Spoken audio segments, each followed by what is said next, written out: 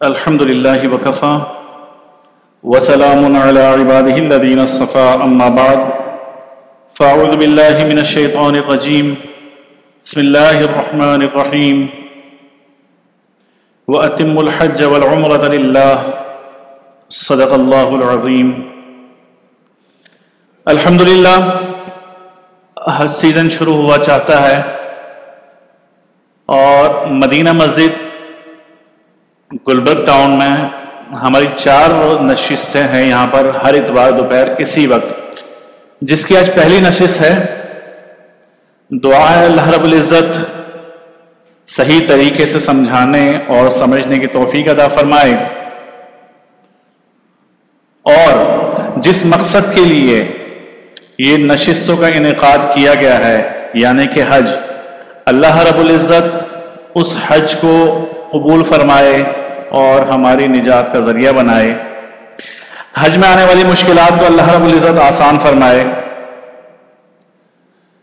الحمدللہ آپ حضرات جن کا نام آ چکا ہے اس لسٹ کے اندر کہ وہ لوگ حرمین شریفین کے زمین پر اپنے پاؤں رکھیں گے، یقین جانیے اس وقت روئے زمین پر سب سے خوش قسمت ترین لوگ آپ ہیں، جن کے لیے اللہ رب العزت نے اپنے گھر کا دروازہ کھولا، جن کے لیے اللہ رب العزت نے فیصلہ فرما دیا کہ وہ ان کا میزبان بنے گا. کیا کہنا ہے آپ کی خوش قسمتی کے کہ یہاں اللہ رب العزت آپ کے میزبان، وہاں نبی آپ کے میزبان صلی اللہ علیہ وسلم. کیا شان ہے حاجی تیری. لیکن افسوس کی بات یہ ہے کہ حاجی خود اپنی شان سے واقف نہیں ہے، نہ اس دوران جب پاکستان میں موجود ہے اپنے وقت کو ضائع کرتا ہے، اسی طرح حرمین پہنچنے کے بعد بھی اپنے وقت کو ضائع کرتا ہے. کس طرح یہاں سے سیکھ کر جاتا نہیں، وہاں دیکھا دیکھی حج کرتا ہے، نتیجہ حج کا ستیہ ناس، پیسہ برباد، وقت برباد، اور آخر میں پروردگار کی ناراضگی کو لے کر واپسی اپنے ملک آئے گا. اصولی بات ہے کہ آپ کو اگر کوئی اپنے گھر بلائے، مہمان بنائے اور آپ ناقدری کرو گے تو اصولی بات ہے کہ اس نے ناراض ہونا ہی ہونا ہے. تو ہم بھی اگر یہ کام کریں کہ وہاں پہنچے اور جو حق ہے ادا نہ کریں تو یہاں سے تو اس گمان سے گئے کہ ہمارے گناہ جو ہے صغیرہ کبیرہ معاف ہوں اور پروردگار ہم سے راضی ہوں، اس نیت سے جائیں. نتیجہ کیا ہوگا؟ پروردگار ہم سے ناراض ہوگا. تو کوشش کریں کہ جو وقت ابھی آپ کا یہاں پر ہے پاکستان میں، 1 2 3 4 5 6 7 8 نشستیں اس کی لیں، بارہا لیں. جہاں پتہ چلے کہ حج پروگرام ہو رہا ہے پہنچ جائے وہاں پر. دیکھیں 40 دن آپ نے وہاں پر رہنا ہے، 42 دن رہنا ہے، 30 دن رہنا ہے، 28 دن رہنا ہے، تو کچھ گھنٹے پاکستان میں بھی لگائیں. یقین جانیے یہ نشستیں بڑی تفصیلی ہیں یہاں پر، لیکن کافی نہیں ہیں، بھول جائیں گے. یہ تو صرف اس لیے ہے کہ آپ کے ذہنوں میں بات آ جائے کہ ہاں حج اس طرح سے ہوتا ہے، لیکن اگر یہ 2-4 نشستیں لے کر آپ یہاں سے گئے وہاں جا کر بھول جائیں گے. پھر جو لوگوں نے کرنا ہے وہی آپ نے کرنا ہے. 70-75% حجاج حج سیکھ کر نہیں جاتے.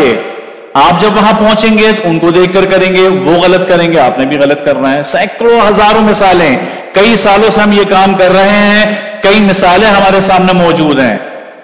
یعنی اگر وہ مثالیں دینا شروع کروں میں تو شاید 2 نشستیں ہماری اس بات پر پوری ہوں کہ میں آپ کو ایگزامپلز دینا شروع کر دوں کہ یہ غلطی بھی ہوئی، یہ بھی ہوا، ایسا بھی ہوا. تو یہ نہ سمجھے کہ میں پڑھا لکھا ہوں، میں سمجھدار ہوں تو ضرورت ہی نہیں ہے مجھے. نہیں، آپ کو نشستیں اٹینڈ کرنی ہوں گی، آپ کو کتابیں پڑھنی پڑیں گی، آپ کو ویڈیوز دیکھنی ہوں گی، آپ کو ایسے گروپ میں شامل ہونا ہوگا جس میں علماء موجود ہوں تاکہ آپ وقتاً فوقتاً ان سے مسائل پوچھ سکیں. تو کوشش کریں کہ اپنے وقت کو ضائع نہ کریں. اور یہ مسائل ایک تو مناسک آپ نے سیکھنے ہیں، یعنی حج کیسے کیا جاتا ہے، پہلے دن کیا ہوگا، دوسرے دن کیا، تیسرے دن کیا، چوتھے دن کیا، 5ویں دن کیا، عمرہ کب کیا جاتا ہے، یہ تو سیکھنا ہی ہے.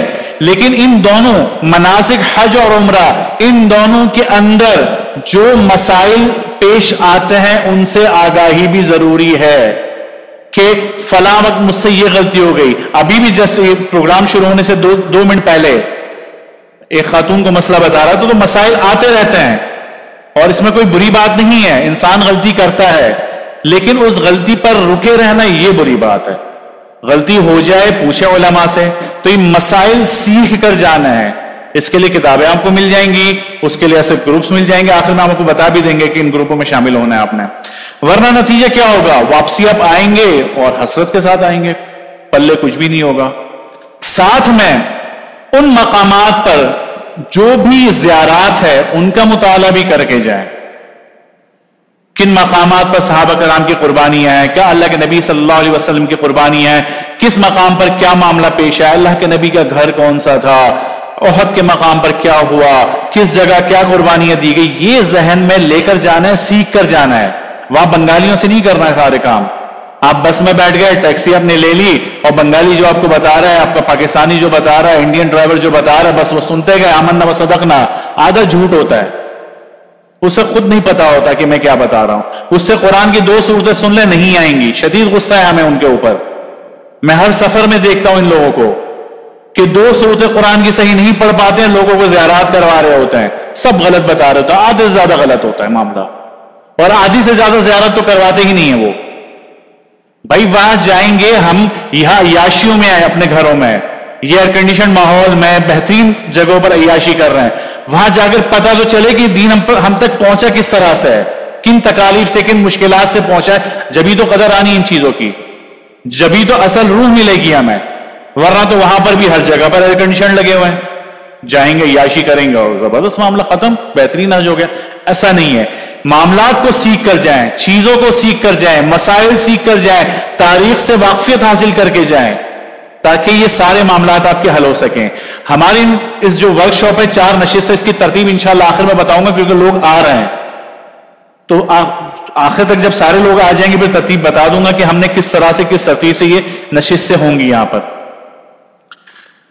اچھا جی, دیکھیں بڑا فضیلت والا حج. ساری تمہید اس لیے باندھی ہے تاکہ ہمارے سامنے اس کی اہمیت ہو کہ حج دراصل ہے کیا. بہت سارے فضائل احادیث مبارکہ میں آتے ہیں, لیکن دراصل وہ فضائل کہ کہا جاتا ہے کہ جو حج کرتا ہے واپسی پر ایسا آتا ہے جیسے ابھی اس کی ماں نے اس کو جنا ہو, ابھی وہ پیدا ہوا ہو. اتنے فضائل, یہ کس طرح کے حاجی کے لیے, کس طرح کے حج کے لیے ہے؟ تو فرمایا کہ ایسا حج جس میں ریاکاری اور دکھلاوا نہ ہو. ہمارا حج چھوڑ دیں, ہماری نمازیں بھی, ہمارا ایک بار سبحان اللہ کہنا بھی یہ دکھلاوے سے خالی نہیں ہوتا.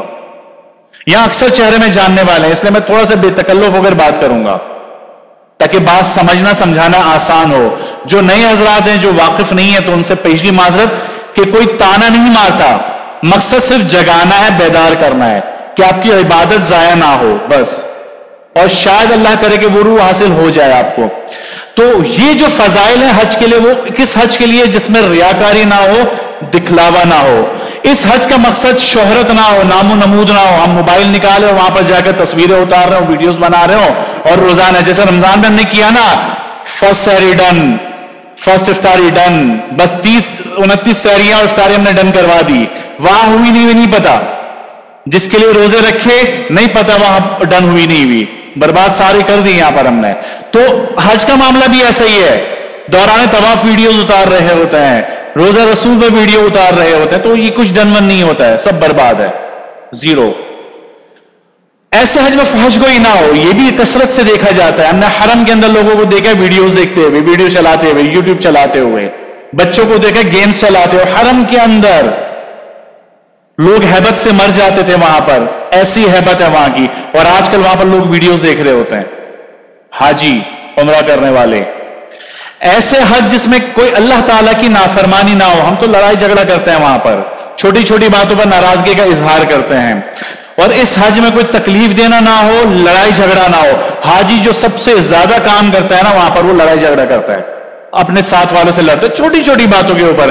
کبھی بستر آگے پیچھے ہو گیا, کبھی کسی نے بیگ آگے رکھ دیا, کبھی روٹی ڈنڈی مل گئی, کبھی کمرہ ہلکا ہو گیا, کبھی شاور لیک ہو گیا. یہ چھوٹی چھوٹی باتوں کے اوپر اس قدر جھگڑے ہوتے ہیں.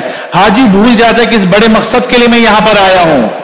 یہ مسائل تو پاکستان میں بھی ہمارے ساتھ ہیں, وہاں جا کر لڑتے ہیں. بڑا مقصد حاجی بھول جاتا ہے. تو جو حج ان تمام چیزوں سے فارغ ہوگا، ایسے ہی حج کو حج مبرور، نیکیوں والا حج، قبولیت والا حج کہا جاتا ہے. اگر آپ کے حج میں ان میں سے کوئی ایک چیز بھی موجود ہے، یقین جانے پروردگار کے یہاں قبول نہیں ہونا. میں جب اس طرح کی باتیں کرتا ہوں نا، یوٹیوب پر لوگ مجھے گالیاں دیتے، برا بھلا کہتے کہ تو کون ہوتا ہے فتوی دینے والا کہ کسی کا حج قبول ہے. میں فتوی نہیں دے رہا ہوں، میں صرف نشانیاں بتاتا ہوں جو احادیث مبارکہ میں موجود ہے، جو قرآن کریم میں ہے کہ یہ حج ایسا ہوگا تو حج قبول نہیں ہے. قرآن کریم میں آتا ہے کہ جس حج کے اندر فاش گوئی ہو، گالم گلوچ ہو، لڑائی جھگڑا ہو، ایسا حج اللہ کے یہاں قبول نہیں ہے. تو میں تو صرف بتاتا ہوں کہ آپ کے حج میں اس طرح کی کوئی چیز ہوگی تو بھول جائیں کہ آپ کا حج قبول ہوا. ان تمام چیزوں سے اپنے حج کو فارغ کر کے جائیں تاکہ احادیث مبارکہ کے اندر جو حجاج کے فضائل ہیں اس کو آپ قبول کر سکیں، وصول کر سکیں. فضائل میں سب سے بڑی فضیلت جو ہے حاجی کی، وہ اللہ کے نبی صلی اللہ علیہ وسلم فرماتے ہیں الحجاج والعمار وفد اللہ. اللہ تعالیٰ کے مہمان ہے. آپ یہاں سے جب جاؤ گے نا، اسٹیٹس تبدیل ہوگا، آپ کو ضیوف الرحمان کے نام سے پکارا جائے گا. رحمان کے مہمان، اللہ کا مہمان بھی نہیں کہا جائے گا، رحمان کا مہمان کہا جائے گا. آپ کا اسٹیٹس اس قدر اوپر بڑھا دیا جائے گا. دور ہے نا آج کل اسٹیٹس کا، کھانا بھی کھاتے تو اسٹیٹس لگاتے ہیں، بس صرف واش روم رہ گیا کہ پوٹی کرنے بندہ جائے تو وہ اسٹیٹس نہیں لگاتا ہے. اتنا تو دیکھ لیا کہ جانے سے پہلے اسٹیٹس لگا کر جاتے ہیں کہ واش روم جا رہا ہوں. اتنا تو دیکھا جا چکا. ہر چیز کا اسٹیٹس لگتا ہے. تو یہ آپ کا اسٹیٹس بڑھ گیا نا، پروردگار کا مہمان. اس سے بڑی سعادت دنیا میں اور کوئی نہیں ہے. اور فرمایا کہ اگر وہ دعا کریں پروردگار ان کی دعا کو قبول فرماتے ہیں، اور مغفرت طلب کریں تو ان کی مغفرت کی جاتی ہے. کیا بچا؟ یا ہم عاملین کے پاس جاتے ہیں، بابوں کے پاس جاتے ہیں، نہ جانے کن کے پاس جاتے ہیں، تعویذ گنڈے لیتے ہیں، ہمارے گھر کے مسائل ایسے ہو گئے، کاروبار تباہ برباد ہو گیا، برکتیں ختم ہو گئی. یہ ہے نا یار، مانگو اللہ تعالیٰ سے دعا. نبوت کی زبان سے الفاظ ادا ہوئے، کبھی جھوٹ نہیں ہوتے وہ، معاذ اللہ. جس کا یہ ہے نا گمان کہ شاید جھوٹ ہو، واللہ وہ کافر ہو گیا، واللہ کافر ہو گیا. کہ جس کو یہ شبہ بھی گزرا، نبوت کی زبان سے کہے ہوئے الفاظ کبھی جھوٹے نہیں ہوتے. الفاظ ادا ہوئے کہ ان کی دعائیں قبول ہوتی ہیں، اور مغفرت طلب کرے تو معاف کر دیا جاتا ہے.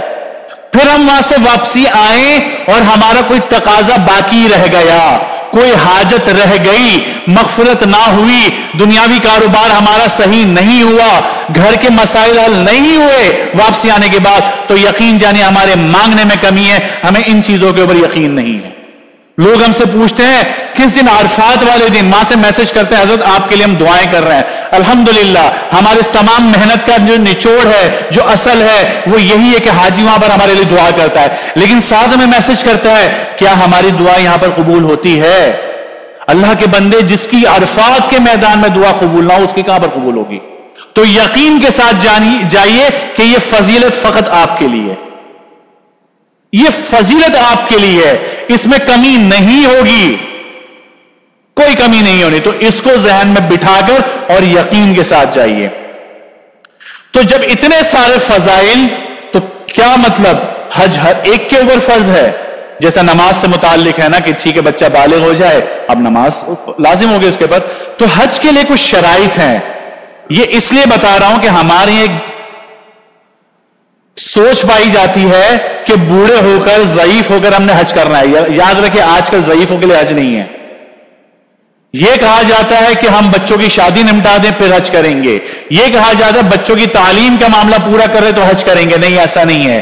یہ کچھ شرائط ہے 5 جس شخص کے اندر پائی جائے نا، سب سے پہلا کام اس کا یہ کہ حج کی فکر کرے. ایک تو مسلمان، چاہے وہ مرد ہو عورت ہو. دوسرا عاقل اور بالغ، یعنی چھوٹا بچہ نہ ہو اور پاگل نہ ہو. آزاد، آج کل ہر بندہ آزاد ہے. استطاعت اور قدرت کا ہونا، پیسہ ہونا اور قدرت کا ہونا، حج کا وقت ہونا، یعنی یہ جو دن چل رہے ہیں. اگر گورنمنٹ سے جاتے ہیں تو وہ دن جن دنوں میں فارم جمع ہوتے ہیں، پرائیویٹ سے جاتے ہیں تو یہ جو دن چل رہے ہیں، یہ وقت حج کا وقت ہونا. یہ 5 شرائط جس کے اندر پائی جائیں گی، اب اس کا کوئی بھی عذر قبول نہیں ہے.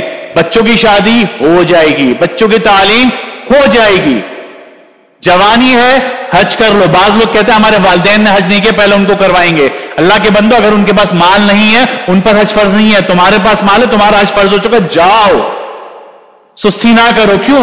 اللہ کے نبی صلی اللہ علیہ وسلم نے فرمایا من اراد الحج فلیتعجل, جو حج کا ارادہ رکھتا ہو, یعنی جس پر حج فرض ہو چکا ہو, اس کو چاہیے جلدی کرے. کیوں؟ کچھ نہیں پتا کیا ہو جائے, ملک الموت آ گئے, روح قبض کر گیا, موت آ گئی, کچھ بھی معاملہ ہو جائے, تو حج کو چھوڑنے والا بن کر دنیا سے جائے گا. اور نہیں کرو گے حج, غفلت میں رہو گے, عذر بہانے تراشتے رہو گے. اللہ کے نبی صلی اللہ علیہ وسلم نے فرمایا کہ جس شخص کے پاس سفر حج کا ضروری سامان ہو اور سواری میسر ہو, پاسپورٹ, ویزا, ساری چیزیں موجود ہے اس کے پاس, پیسہ موجود ہے, اور پھر بھی وہ حج کو نہ جائے, پروردگار کو فرق نہیں پڑتا کہ وہ یہودی ہو کر مرے یا نصرانی ہو کر مرتا ہے, اس کا اسلام ہی قبول نہیں ہے. کوئی بھروسہ نہیں اس شخص کا کہ جو حج نہ کر کے دنیا سے جائے, بھروسہ نہیں ہے کہ وہ اسلام کی حالت میں گیا ہے یا یہودی نصرانی ہو کر گیا. ہم سوچتے ہیں اتنا سارا پیسہ ہے, حج کو چلے جائیں گے, کیا کریں گے؟ یقین جانے جو بندہ کثرت سے حج و عمرہ کرتا ہے, اللہ اس کے مال میں برکت دیتا ہے. حدیث میں آتا ہے, حدیث میں موجود ہے, ترغیب دی گئی ہے کہ پے در پے حج اور عمرہ کرو. پے در پہ کس کو کہتے ہیں؟ بار بار بار بار بار بار بار بار بار بار. اگر میں وضو کی مثال دوں نا, وضو میں جو اعضاء پے در پہ دھونا امام مالک رحمۃ اللہ علیہ کے نزدیک فرض ہے, وہ اس طرح سے کہ آپ چہرہ دھو, اس کے سوکھنے سے پہلے ہاتھ دھو لو, اس کے سوکھنے سے پہلے مسا کر لو, اس کے سوکھنے سے پہلے پاؤں کو دھو لو. اس کو کہا جاتا ہے پے در پے. تو یہ پے در پے عمرہ اور حج کرنے کی ترغیب دی گئی ہے. تو بہرحال یہ کچھ فضائل اور کچھ وعید بتانا مقصد صرف اسی لیے تھا کہ اگر ہمارے اندر کوئی ایسے لوگ موجود ہیں جاننے والوں میں جن پر حج فرض ہو چکا ہے, آپ جانتے ہوں گے, ان کو ترغیب دیں کہ کام چھوڑ باقی اور حج کے لیے نکل. تو یہ اتنا مبارک سفر ہے, جب اس سفر کے لیے جائیں گے تو سب سے پہلا کام ہمارا کیا ہوگا؟ ہمارے پاس سامان کون سا ہو, کتنا ہو, اتنا زیادہ نہ ہو کہ وہاں اٹھانا مشکل ہو, اتنا تھوڑا نہ ہو کہ ہم اپنے ساتھیوں سے مانگتے رہیں, پورا پورا سامان ہو. کچھ چیزیں بتا دیتا ہوں یہاں پر, آخر میں اس کی لسٹ انشاءاللہ آپ کو میں گروپ پر فارورڈ بھی کر دوں گا. ایک کام تو یہ کر رہا ہوگا, اپنے جتنے بھی ڈاکومنٹس ہیں ان کی تمام کی کاپی آپ کے ہر بیگ میں ہونی چاہیے. بس اوقات بیگ گم جاتے ہیں تو نشانی کے اندر ہونا چاہیے, اور ان تمام کی پی ڈی ایف یا جے پیگ آپ کے موبائل میں ہونا چاہیے. یہ بہت ضروری ہے, خاص کر کے خواتین کے ہینڈ بیگ کے اندر یہ ڈاکومنٹس ہونے چاہیے, کاپیاں ان کے موبائل کے اندر اس کی تصویر ہونی چاہیے. اور بچے اور خواتین, اسپیشلی ان دو کی بات بتا رہا ہوں, اگر آپ کے موبائل کے اندر ویزا, آپ کے بیگ کے اندر ویزا کی کاپی ہوگی, انشاءاللہ بچھڑیں گے نہیں, گھومیں گے نہیں, وہاں پر آپ کو وہاں پر اپنے مقام پر پہنچا دیا جائے گا. تو آپ کے بیگ کے اندر یہ چیز ہونی چاہیے. یہ ایک رسی ہے, یہ ضرور اپنے ساتھ رکھیں. مقصد بتاؤں گا انشاءاللہ آگے, اس کا مقصد انشاءاللہ ہماری اگلی نشست میں بتاؤں گا اس رسی کا مقصد کیا ہے. فی الحال چیزیں نوٹ کرتے جائیں جو آپ نے رکھنی ہے. یہاں پر احرام کی صورت میں یہ ہمارے جو ٹوتھ پیسٹ وغیرہ ہوتے ہیں اس کا استعمال نہیں کرنا چاہیے, تیز خوشبو ہوتی ہے. تو پیسٹ آپ لے کر تو جائیں گے, بغیر احرام کے کریں گے. احرام میں مسواک اپنے پاس رکھیں, ایک تو ویسے ہی اجر بڑھ جاتا ہے, اور دوسرا ظاہر سی بات ہے منہ کی بدبو وغیرہ بھی ختم ہوگی. سوئی جگہ ضرور رکھیں اپنے ساتھ, خاص کر خواتین اور بچے ہوں تو. مقصد انشاءاللہ اگلی نشست میں. ایک تو دوائیاں وہ جو ریگولر استعمال کرتے ہیں, شوگر پیشنٹ, بی پی کے مریض وغیرہ, وہ نہیں.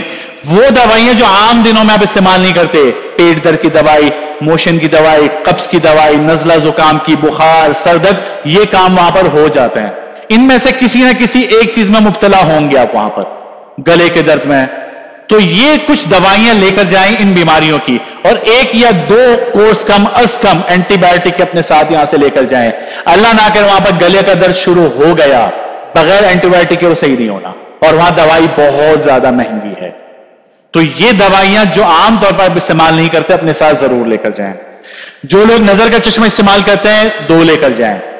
نظر کا چشمہ اتنا مہنگا ہے کہ آپ کی 2 اچھا خاصا پیسے نکل جانے ہیں وہاں پر, تو اضافی چشمہ اپنے ساتھ لے کر جائیں. دھوپ کا چشمہ رکھ لیں, احرام کی حالت میں پہنا جا سکتا ہے, منا عرفات وغیرہ میں کام آئے گا, جمعے کی نماز میں کام آتا ہے. سفری تکیہ یہ اپنے ساتھ لے لیں, عرفات کے میدان میں آپ کو تکیہ نہیں ملے گا, ٹھیک ہے, تو اپنے ساتھ ضرور رکھ لیں. یہ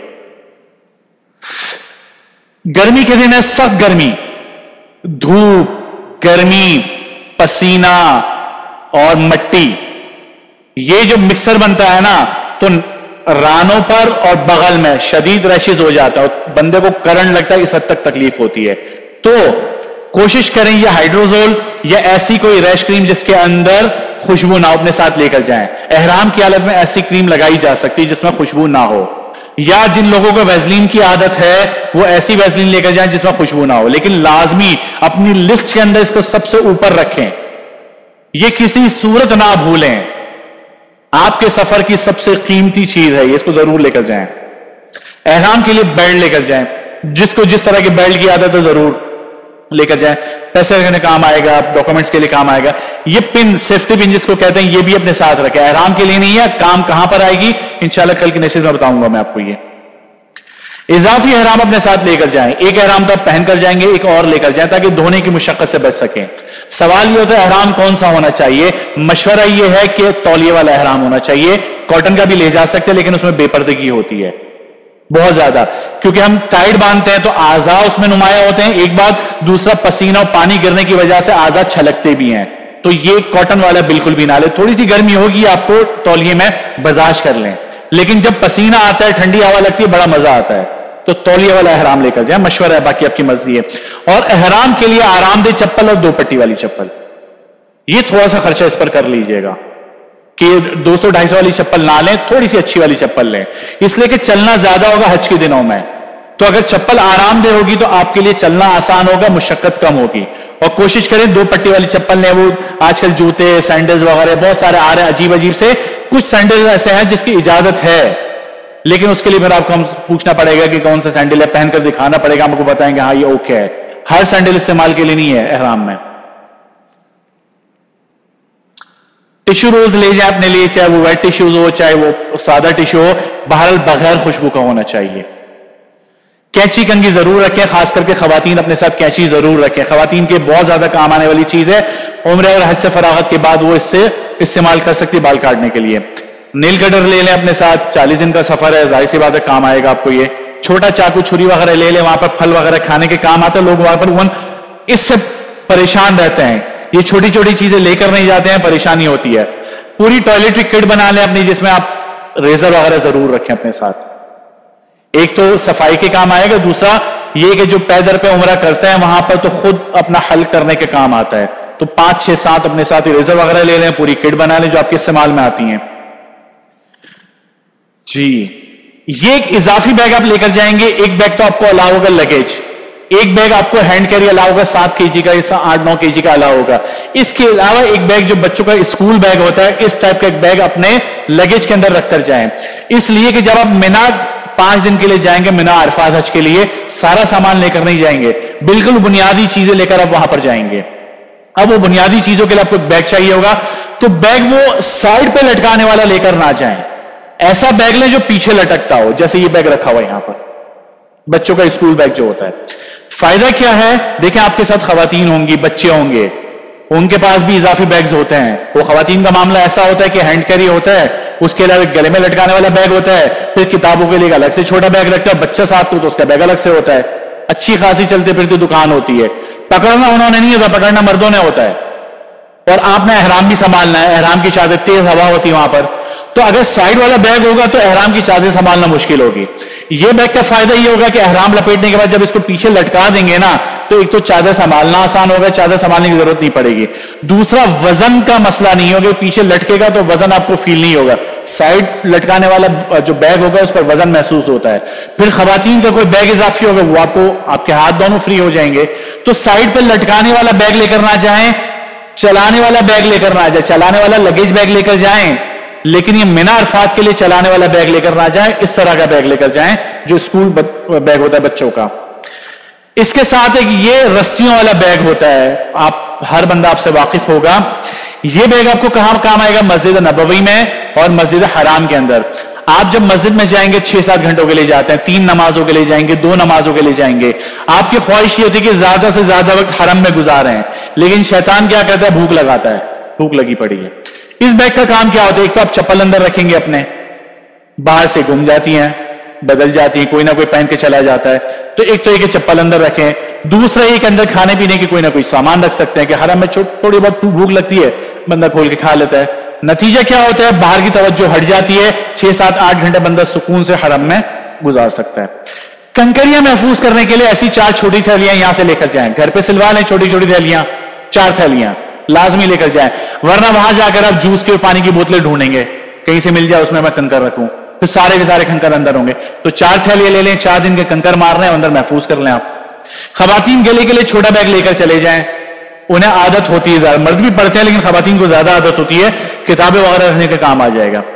बाइंडिंग टेप और मार्कर, परमानेंट मार्कर, ये जरूर रखें, ये इस काम आएगा आपको कि अक्सर लोगों को देखा है कि यहां से जब बैग तैयार करते हैं तो 2 तरह से नाम लिखते हैं, या तो बैग के ऊपर डायरेक्ट नाम लिख देते हैं, बैग बर्बाद हो जाता है, दोबारा इस्तेमाल में नहीं आता, या यहां से मास्किंग टेप या पेपर टेप लेते हैं, उसको चिपका कर लिखते हैं, उसका फायदा इसलिए नहीं होता कि जद्दा पहुंचने तक वो उतर जाता है। ये बाइंडिंग टेप आपके वापसी तक महफूज रहता है, इसको बैग पर चिपकाएं, इस पर अपना नाम वगैरह लिखें ताकि बैग का नुकसान भी ना हो और आपके बैग की पहचान भी रहे, तो ये अपने साथ जरूर रखें। ये क्लिप है, 2 तरह की क्लिप निशानदेही की गई है यहां पर, एक तो क्लिप ये वाला है और एक क्लिप ये वाला है, जो आपको आसानी से मिल जाए लेकर जाएं। ये मिना के खैमों में काम आएगा, इसकी वजाहत भी इंशाल्लाह मैं अगली नशिस्त में करूंगा। एक तो मैंने आपको हाइड्रोजल का बताया, वो कीमती तरीन चीज है, और आपके सफर की कीमती तरीन चीज एक दूसरी ये है, ये आपने अपने साथ जरूर लेकर जाना है। इंशाल्लाह इसका जो फायदा है अगली नशिस्त में इंशाल्लाह। कुरान मजीद अपने साथ लेकर जाएं, मस्जिद हराम में तो कुरान मजीद, मस्जिद नबवी में तो कुरान मजीद मौजूद होते हैं उस तर्ज पर जो पाकिस्तान में हम पढ़ते हैं। 2 रस्मुल खत में होते हैं, एक तो अरबी रस्मुल खत में हमें उसकी आदत नहीं होती है, उन्हें एराब की हम गलत पढ़ते हैं, एक वो रस्मुल खत जो हम पाकिस्तान में आदी होते हैं, वो वहां पर बसाओ हाजियों को पता होता है कहां रखे, नहीं पता होता तो अपने साथ एक कुरान लेकर जाएं यहां से। हज उम्रे की मुस्तनद किताबें ये अपने साथ जरूर लेकर जाएं, मैं ग्रुप पे शेयर कर दूंगा आपको, चाहे पीडीएफ की सूरत में हो चाहे आपकी हार्ड कॉपी हो, हार्ड कॉपी रख लें बेहतर होता है। मसनून दुआओं की किताब ये जरूर रखें, मुनाजात मकबूल है, हिस्न हसीन है, मुख्तलिफ किताबें अपने पास रखें, वहां हमारा सफरी दुआओं का है, तो जितनी ज्यादा दुआएं आप कर सकते हैं वहां पर रखें। एक कॉपी और पेन वगैरह अपने साथ लेकर जाएं, बाज लोगों को याददाश्तें लिखने की आदत होती है, अपनी आदत बनाई है, बड़ी काम की होती हैं, बहुत काम की। कुछ साथी यहां पर मेरे नजर आ रहे हैं जो इस साल हज पे नहीं जा रहे हैं, शायद पिछले साल भी वो नहीं गए, उन्हें पिछले साल भी यहां पर मैंने देखा है और अभी भी नजर आ रहे हैं। वो क्यों आते हैं? वो अपनी पुरानी यादें ताजा करते हैं, मजा आता है उनको। दूसरा, अल्लाह को अपनी तरफ दिखाना मकसद होता है, अल्लाह मेरे बस में ये था कि मैं यहां तक पहुंच चुका, इन मेहमानों के साथ शामिल हो गया, ये तरफ बंदा दिखाता है, परवरदिगार उसके लिए फैसले फरमाता है। तो अपने लिए ये चीजें जरूर साथ रखें। ये दोनों तरह की तस्बीह अपने साथ लेकर जाएं, डिजिटल तस्बीह 200, 250, 300 लेकर जाएं अपने साथ, ठीक है, बहुत सस्ती मिलते हैं, 20, 25, 30 रुपए की मिल जाते हैं यहां पर होलसेल में। क्यों लेकर जाएंगे? वहां जगह तकसीम करें, लोग मांगते हैं वहां पर। वहां रहने वाले, वहां हज करने वाले आपकी दीवी तस्बीह पर जिक्र अस्कार करेंगे दौरान हज, दौरान उम्रा। आपके अजर का लेवल कहां पहुंचा होगा खुद सोच सकते हैं, चंद 100 रुपयों से। 7 दान वाली तस्बीह पर मैं साथ लेगा। अच्छा, इस तस्बीह का दूसरा फायदा क्या होगा आपको? आप कुछ निसाब तय करके यहां से जाएंगे। क्या निसाब होगा ये अपनी हर नशिस्त में बताता हूं कि आप इस सफर में 1 लाख बार दुरूद शरीफ पढ़ेंगे, आप इस सफर में 1.25 लाख बार इस्तिग़फ़ार पढ़ेंगे, आप इस सफर में 70,000 बार कलमा पढ़ेंगे, आप इस सफर में 1 लाख 1.25 लाख मरतबा आयत करीमा पढ़ेंगे। निसाब तय करके जाएं तो कर सकेंगे, वरना कुछ भी नहीं होगा। आप मेहमान हो ना अल्लाह के, अल्लाह ने ज़ुल्फ़ुर रहमान कहा ना, अच्छा मेहमान कौन होता है? जो मेजबान के लिए तोहफा लेकर जाए, ऐसा है ना। और जो मेहमान के लिए तोहफा लेकर जाता है वो मेजबान के लिए तोहफा लेकर जाता है, मेजबान फिर उसको दावत पे बुलाता है कि यार ये अच्छा मेहमान था, खाने की भी तारीफ की, गड़बड़ी भी नहीं की है, घर वालों से अच्छे से मिला है और मेरे लिए तोहफा भी लेकर आया, दोबारा बुलवाता है। तो दोबारा हज पे जाना है, लोग हमसे पूछते हैं नुस्खा क्या है? कोई वज़ाइफ नहीं है, कोई बड़े बड़े तावीज वगैरह नहीं है, ये नुस्खे हैं कि मेजबान के लिए तोहफा लेकर जाए। तो ये जिक्र अस्कार करें और वहां जाकर अल्लाह के नबी सल्लल्लाहु अलैहि वसल्लम को हदिया पेश करें, फिर देखें दोबारा से रास्ता आपके लिए कैसे खुलता है। तय करके, निसाब तय करके नहीं जाएंगे, कुछ भी नहीं करेंगे वहां पर, दिन निकलते जाएंगे गीबतों के अंदर, हंसी मजाक के अंदर, खाने पीने में फारिग। जाए नमाज, सफरी जाए नमाज भी लेकर जाए, जुमे के दिन काम आएगा, अरफात मीना वगैरह में काम आएगा। تو اپنے ساتھ خاص کر خواتین لے کر جائیں. خواتین کو اکثر وہاں پر دیکھا گیا ہے, آپ لوگ نہ کیجئے گا یہ کام, وہاں وہ کرتی یہ ہے کہ حرم میں ہی یہ جو کارپیٹ بچھے ہوتے ہیں اسی پر وضو کر رہی ہوتی ہیں, گندے ہو چکے ہوتے ہیں. اور وہاں پر آج کل ایک عجیب رواج چل پڑا ہے, لوگ چپل جوتوں میں حرم میں گھوم رہے ہوتے ہیں. تو ایک شبہ ہوتا ہے کہ زمین پاک ہے ناپاک ہے, پاک ہوتی ہے, لیکن بہرحال پھر بھی اگر آپ کے پاس سفری جائے نماز ہوگا تو آپ کو آسانی ہو جائے گی کہ وہ شبہ بھی ذہن سے نکل جائے گا. تو کچھ چیزیں تھیں جو میں نے یہاں پر ذکر کی ہے, اس کے علاوہ آپ سمجھتے ہیں آپ کے کام کی اور چیزیں ہیں تو اس کو دیکھ لیں, اور ان تمام کے لسٹ میں گروپ پر شیئر کر دوں گا. لسٹ سامنے رکھیں اور اپنا بیک پیک کرتے جائیں. انشاءاللہ امید ہے کہ ضرورت کی تمام چیزیں آپ کی کور ہو جائیں گی. اچھا جی, روانگی سے پہلے یہ بہت اہم کام ہے. ہم یہاں سے جا رہے ہیں اس کام کے لیے کہ ہمارا حج قبول ہو, پروردگار ہمارے گناہوں کو معاف کرے, اس کام کے لیے جا رہے ہیں. الہام کا دروازہ بند نہیں ہوا, وحی کا دروازہ بند ہو چکا. الہام آج بھی ہوتے ہیں, اللہ والوں کو بھی ہوتے ہیں, عام بندوں کو بھی ہوتا ہے. ہم وہاں پر جا کر اللہ کے سامنے اپنی جھولی پھیلائیں, اللہ بہت گناہ کیے معاف کر دے, الہام ہو گیا بندے, دنیا میں میرے باقی بندوں کو تکلیف دے کر آیا ہے, ان سے تو معافی مانگ پہلے, کیا کر لیں گے. یا یہ آواز آ جائے کہ دنیا میں بہت سارے لوگوں سے تو ناراض بیٹھا ہوا ہے, وہ لوگ تو کوشش کر رہے ہیں کہ تجھے راضی کر لیں, تو راضی نہیں ہوتا, کس منہ سے مجھے راضی کرنا ہے, کیا کریں گے. تو روانگی سے پہلے لوگوں سے معافی مانگ کر جائیں, لوگوں کو معاف کر کے جائیں. کچھ نہیں جاتا, 2 منٹ کے اندر معاملہ ختم, بھائی معاف کر دے مجھے, ختم. کوئی ناک نہیں کٹتی, کوئی عزت نیچے نہیں ہوتی. یاد رکھیں جو بندہ اپنے آپ کو پروردگار کے لیے جھکاتا ہے اللہ اس کو بلند کرتا ہے. تو کوشش کریں معافی مانگ کر جائیں اور لوگوں کو معاف کر کے جائیں. اس کے علاوہ ایک وصیت لکھ کر جائیں. آپ میں سے ہر بندہ کاروباری ہے, نوکری پیشہ ہے, لین دین کے معاملات تو ہر بندے کے چلتے ہیں. لکھ کر جائیں فلاں کو اتنے پیسے دینے ہیں, فلاں سے اتنے پیسے لینے ہیں. قرض شہید کے اوپر بھی معاف نہیں ہے. کیا پتا آخری سفر ہو, کیا پتا جنت البقیع میں جگہ ملے, کیا پتا جنت المعلا میں جگہ ملے, اللہ کرے ایسا ہو جائے. پیچھے قرضے چھوڑ کر گئے, لین دین چھوڑ کے گئے, تو قبر میں تو پوچھا جائے گا نا, دبائی جائے گی نا قبر. لکھ کر جائیں, گھر والوں کو دے کر جائیں کہ اللہ نہ کرے کوئی معاملہ پیش آ جائے تو سب سے پہلے ان چیزوں کو نمٹا دیں. تو لکھ کر جائیں. سفر کے نوافل ادا کر کے جائیں. گھر سے نکلتے ہوئے اللہ کے نبی صلی اللہ علیہ وسلم کی عادت مبارکہ تھی, گھر سے روانگی سے پہلے نوافل ادا کر کے جاتے تھے. کیا کرتے تھے؟ سورہ فاتحہ کے بعد پہلی رکعت میں سورہ کافرون اور دوسری رکعت میں سورہ اخلاص پڑھتے تھے. اہتمام کر کے جائیں, سنتوں کا بھرپور اہتمام کرنا ہے. کیوں کریں گے؟ دیکھیں ہم سب ہیں نقال, نقل کرنے والے ہیں. نقال کس کے ہیں؟ نبی کی سنتوں کے, نبی کے اداؤں کے. ہم جو بھی عمل کریں نبی کی ادا کو نقل کریں گے تو قبول ہوگا, ورنہ نہیں ہوگا. یہ فکس ہے, طے شدہ بات ہے. ہم نے نقالی کی, دنیا میں تو امتحان میں نقل کرنا گناہ ہے, جرم ہے, وہاں نقل کرو گے تو پاس ہوگا.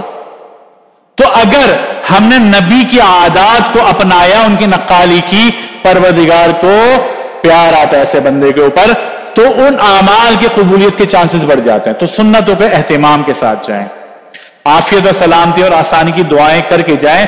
خوب اپنے سفر کو دعاؤں والا بنائیں. یہاں سے جاتے ہوئے, یہ تو خیر ابتدائی باتیں تھی, مراحل شروع ہوتے ہیں ایئرپورٹ کے. جو لوگ پہلی دفعہ جا رہے ہیں, یہ سلائیڈ ان کے لیے, جو بار بار جاتے ہیں خیر ان کے لیے ضروری نہیں ہے. یہ لوگ پوچھتے ہیں ایئرپورٹ پہ مراحل کیا ہے, تو دیکھیں جب یہاں سے جائیں گے تو سب سے پہلے ایئرپورٹ پر داخل ہوتے ہی آپ کو اپنے ہاتھوں میں ٹکٹ اور پاسپورٹ ضروری ہے. داخل ہوتے ہوئے آپ سے ٹکٹ چیک کی جائے گی, وہ آپ کے ہاتھ میں ہونا ضروری ہے. سامان کی تلاشی ہوگی, ایسا کوئی سامان لے کر نہ جائے جس سے بدنامی ہو ملک کی. ویسے ہی اتنے مسائل پیدا ہو چکے ہیں کہ ویزا سختیاں ہو چکی ہیں اور معاملات. دیکھیں رمضان میں ویزا ایشو نہیں ہوئے, شوال میں ویزا ایشو نہیں ہے عمرہ کرنے والوں کے, 4.25 مہینے ویزا بند پاکستانیوں کے لیے. یہ ہماری حرکت ہے. یا تو الٹے سیدھے سامان لے کر جاتے ہیں, وہاں جا کر بھیک مانگتے ہیں. خدا را ایسی کوئی چیزیں لے کر نہ جائیں کہ ہم ان کے سامنے بھی شرمندہ ہو اور اللہ کے سامنے بھی شرمندہ ہو. सामान की तलाशी के बाद आपकी तलाशी ली जाएगी, उसके बाद सामान रैप कर लें। सामान लाजमी रैप करें अपना, चाहे तो खुद कर लें वहां पर, चाहे तो 200-250 देकर उनसे रैप करवा लें, इसलिए कि बहुत बेकदरी होती है सामान की, बात उठा उठा कर फेंका जाता है, चोरियां भी होती हैं। हम बड़े ईमानदार लोग हैं, मसला ये है, जो काम करने वाले हैं यहां पर भी वहां पर भी, तो बहुत ईमानदार लोग हैं। अगर रैप किया हुआ नहीं हो तो सामान बैग फटने का खतरा है और चोरी होने का खतरा है, तो रैप जरूर कर लें। फिर बोर्डिंग पास के लिए चले जाए काउंटर के ऊपर, अपना सामान जमा करवाएं और बोर्डिंग पास लें उनसे। बोर्डिंग पास के बाद इमिग्रेशन के मराहिल होंगे, आपकी तस्वीर ली जाएगी और स्टैम्प वगैरह लगाई जाएगी, आपसे वीजा लिया जाएगा, कॉपी जरूर अपने साथ रखें, और पासपोर्ट आपका चेक किया जाएगा। उसके बाद आखिर फाइनल आपको आपकी जामा तलाशी होगी। जामा तलाशी के बाद आपको वेटिंग एरिया में बिठा दिया जाएगा, वहां सुकून से बैठें, यहां आपको इंतजार करना पड़ेगा। यहां जब आप बैठेंगे ना तो एक काम नहीं करना, एक काम करना है। करने वाला काम यह है कि अगर नमाजें आपकी रह गई है तो नमाज पढ़ लें, जिक्र अस्कार कर लें और हज का मुजाकरा करें। ना करने वाला काम यह कि भाई गीबत नहीं करना। यहां पर सबसे पहला काम यहां पर वल्लाह ऐसा होता है, फलां तुम्हारी रिश्तेदार आई थी, मुंह बना हुआ था उसका, फलां का चेहरा देखने वाला था, वो तो जल गई, बस ये मामलात वहां पर देखे हमने। अभी तो सफर की इब्तिदा है, अभी हमने अपनी सरजमीन को छोड़ा नहीं और तय कर लिया कि इस सफर को बर्बाद करेंगे, तो ये काम ना करें। जो है ना पीछे जिनको छोड़ के गए उनके हाल पे छोड़ दें, अपनी फिक्र करें जिस काम के लिए वहां पर जा रहे हैं। और उसके बाद फिर आपको जो लाइन बनाकर जहाज में बिठा दिया जाएगा। तो ये कुछ 5-6 मराहिल हैं एयरपोर्ट के, जिनसे गुजार कर आपको पहुंचा दिया जाएगा। अब चलते हैं जनाब एहराम की तैयारी के ऊपर। एहराम की तैयारी मर्दों के लिए भी है, खवातीन के लिए भी है, बच्चों के लिए भी है। किस तरह करेंगे? सबसे पहले मर्दों के लिए देखते हैं। मर्द हजरात अपने बाल बाल साफ करवा लें, मूछे वगैरह सेट करवा लें, अच्छी तरह बन ठन के जाना है यहां से, पहले कुछ ऐले नहीं जाना है यहां से। हमारे यहां लोग बाल 1 महीने 2 महीने पहले से कटवाना छोड़ देते हैं, क्यों? अब आज आकर गंजाई तो होना है हमने, नहीं, बन ठन के जाए यहां से। हाथ पांव के नाखून काट लीजिए अगर बढ़े हुए हैं तो, जरूरी नहीं है। बाज लोग जब ये मसले पड़ते हैं तो हर दफा उम्रा करने से पहले ही काम करते हैं, नहीं, जरूरी नहीं है। बाल बढ़े हुए हैं तो काटें वरना छोड़ दें, नाखून बढ़े हुए हैं तो काटें वरना छोड़ दें। गैर जरूरी बाल साफ कर लें अगर बढ़े हुए हैं तो, जेरे नाफ और बगलों के नीचे के बाद। गुस्ल करना अफजल है, कोई उज़्र हो तो वुज़ू भी कर सकते हैं, तयम्मुम भी कर सकते हैं। बदन पर खुशबू लगा ले, अल्लाह के लिए लगा लीजिएगा। 36-40 घंटे का आपका यह हराम होगा, शदीद बू पैदा हो जाएगी बदन के अंदर। जायज है लगाना, अभी आपने नीयत नहीं की है, अभी आपकी नीयत नहीं हुई है, बदन पे खुशबू लगाना जायज है, अल्लाह के नबी सल्लल्लाहु अलैहि वसल्लम की सुन्नत थी। अम्मा आयशा सिद्दीक़ा रज़ियल्लाहु अन्हा अल्लाह के नबी सल्लल्लाहु अलैहि वसल्लम को खुद अपने हाथों से बालों में इस तरह खुशबू लगाकर दिया करती थी। तो लगा, 2 सुन्नतें देखें, दोनों पर अमल करें। एक तो खुशबू लगाना और अपनी बीवी से लगवाना, मुबारक सुन्नत ही करके जाएं, मोहब्बत भी बढ़ेगी। तो अपनी बेगम को बोलें कि खुशबू लगा दें आपको वो, ठीक है। हाँ, एहराम की चादरों पर ना लगाएं, ठीक है, उस पर लगाने से गुरेज करें। गो के जायज है लेकिन ना लगाएं, आगे मसाइल पैदा हो जाएंगे आपके लिए। उसके बाद एहराम की दोनों चादरें पहन लीजिए और जिस्म पर से तमाम कपड़े सिले हुए हटा दें, बनियान, अंडरवियर और जितने भी सिले हुए कपड़े हैं, शलवार, पैंट, जो भी कुछ है वो उतार दें। चप्पल पहन सकते हैं सिले हुए, चप्पल पर सिलाई होना उससे फर्क नहीं पड़ता। बाकी बदन के ऊपर से टोपी, इमामा, बनियान, पैंट, शर्ट, जो भी कुछ है सब हटा दें। बस ये 2 चादरें आपके बदन पर होनी चाहिए। उसके बाद अगर मकरूह वक्त ना हो तो 2 रकत नफिल अदा कर लें। मकरूह वक्त तो छोड़ दें, कोई बात नहीं, मुआफ है, बाद में मौका मिले पढ़ लें वरना छोड़ दें। तो ये तैयारी तो हो गई मर्दों की एहराम से पहले की। आखिर में एहराम पहनना सिखा भी दूंगा। जो लोग पहली दफा जा रहे हैं, बल्कि जो बार बार भी जाते हैं, सबसे बड़ा मसला होता है इस तैबन का कि इस तैबन को संभाले कैसे, बड़ी मुश्किल होती है कि इसको संभाले कैसे। परेशानी में होते हैं, जिनको पहनना नहीं आता वो बहुत सारी गड़बड़े वहां पर कर देते हैं, बेपर्दगी बहुत होती है। तो आखिर में इंशाल्लाह मैं इसी नशिश के आखिर में बता भी दूंगा कि आसानी से कैसे आप पहन सकते हैं।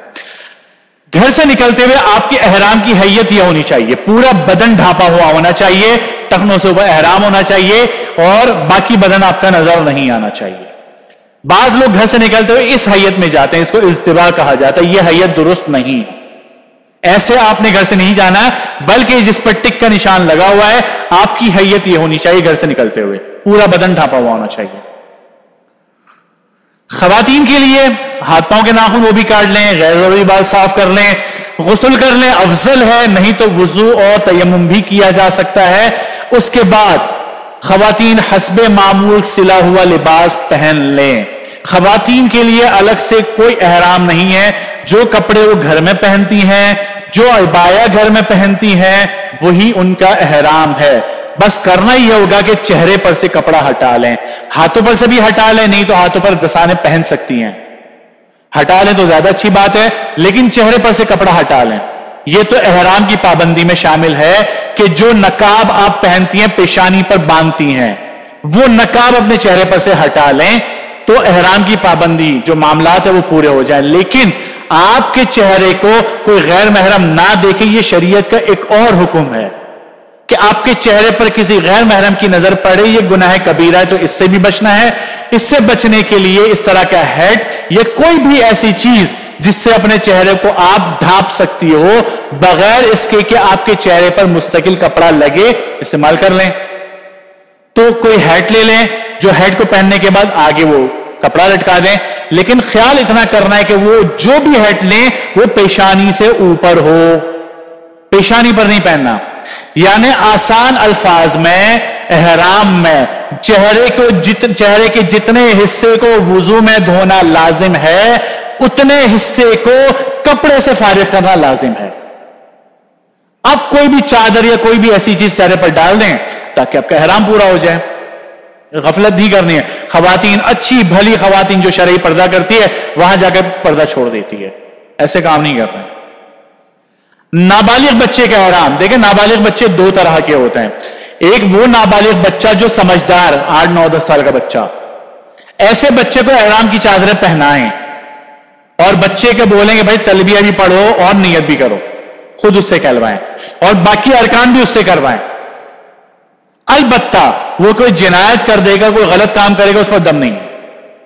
لیکن وہ بچہ جو نابالغ ہونے کے ساتھ نہ سمجھ بھی ہے، 2 2.5 3 4 سال کا بچہ، تو ایسے بچے کو کوئی بھی کپڑے پہنا دیں، سلے ہوئے کوئی بھی پہنا دیں، اور والدین میں سے کوئی ایک بچے کی طرف سے نیت بھی کر لے، تلبیہ بھی پڑھ لے، اور بس اس کو ساتھ لے کر آپ عمرہ کر لیں، حج کر لیں، کافی ہو جائے گا۔ یہ دونوں طرح کے نابالغ بچے کوئی جنایت کریں گے، ان پر دم نہیں آئے گا۔ اب سوال یہ ہوتا ہے کہ یہ جو احرام کی چادریں ہیں اور جو احرام کی نیتیں کب کرنی ہے، میں مشورتاً بتاتا ہوں، ماننا نہ ماننا آپ کے اوپر ہے۔ احرام کی چادریں ان میں سے دھوتی یہ تو گھر سے باندھ لیں آپ لوگ، اوپر والی چادر نہ باندھیں، قمیص پہن کر چلے جائیں، اس لیے کہ ایئرپورٹ پر سامان اور یہ بہت سارے مراحل ہیں، چادر سنبھالنا مشکل ہوگا۔ جب آپ ہوائی جہاز میں بیٹھ جائیں نا، کھانا کھا لیں، کھانا کھانے کے بعد اب سیٹ پہ بیٹھے بیٹھے قمیض اتار کے اوپر چادر باندھ لیں، اوڑھ لیں، اور پھر نیت بھی کر لیں، تلبیہ بھی پڑھ لیں۔ کیوں؟ ہمارے فلائٹوں کے حالات آپ حضرات کو پتہ ہیں، کبھی لیٹ ہوتی ہے تو کبھی کینسل ہوتی ہے۔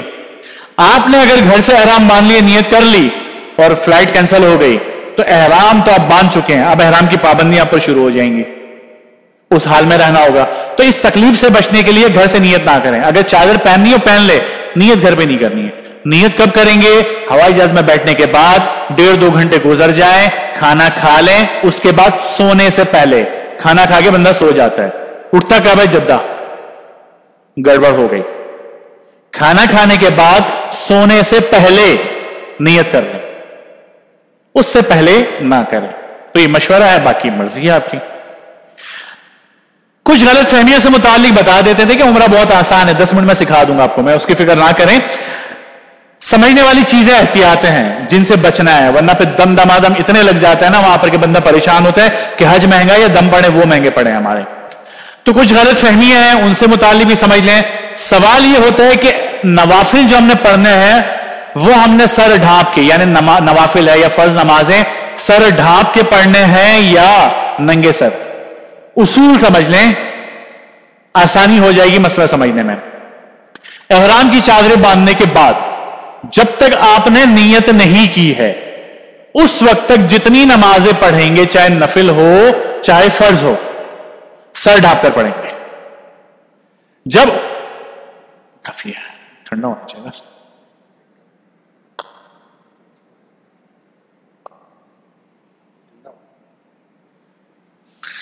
جب آپ نے نیت کر لی، نیت کرنے کے بعد اب جو بھی نماز پڑھے، نفل، واجب، سنت، وہ ننگے سر پڑھیں گے.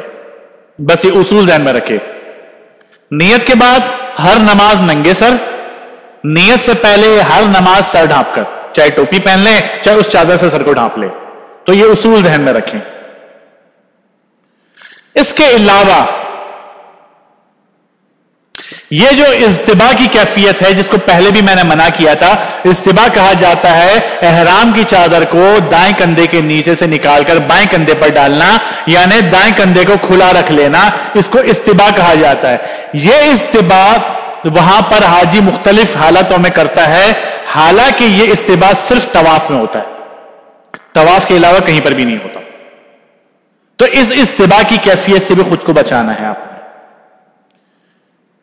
اچھا جی،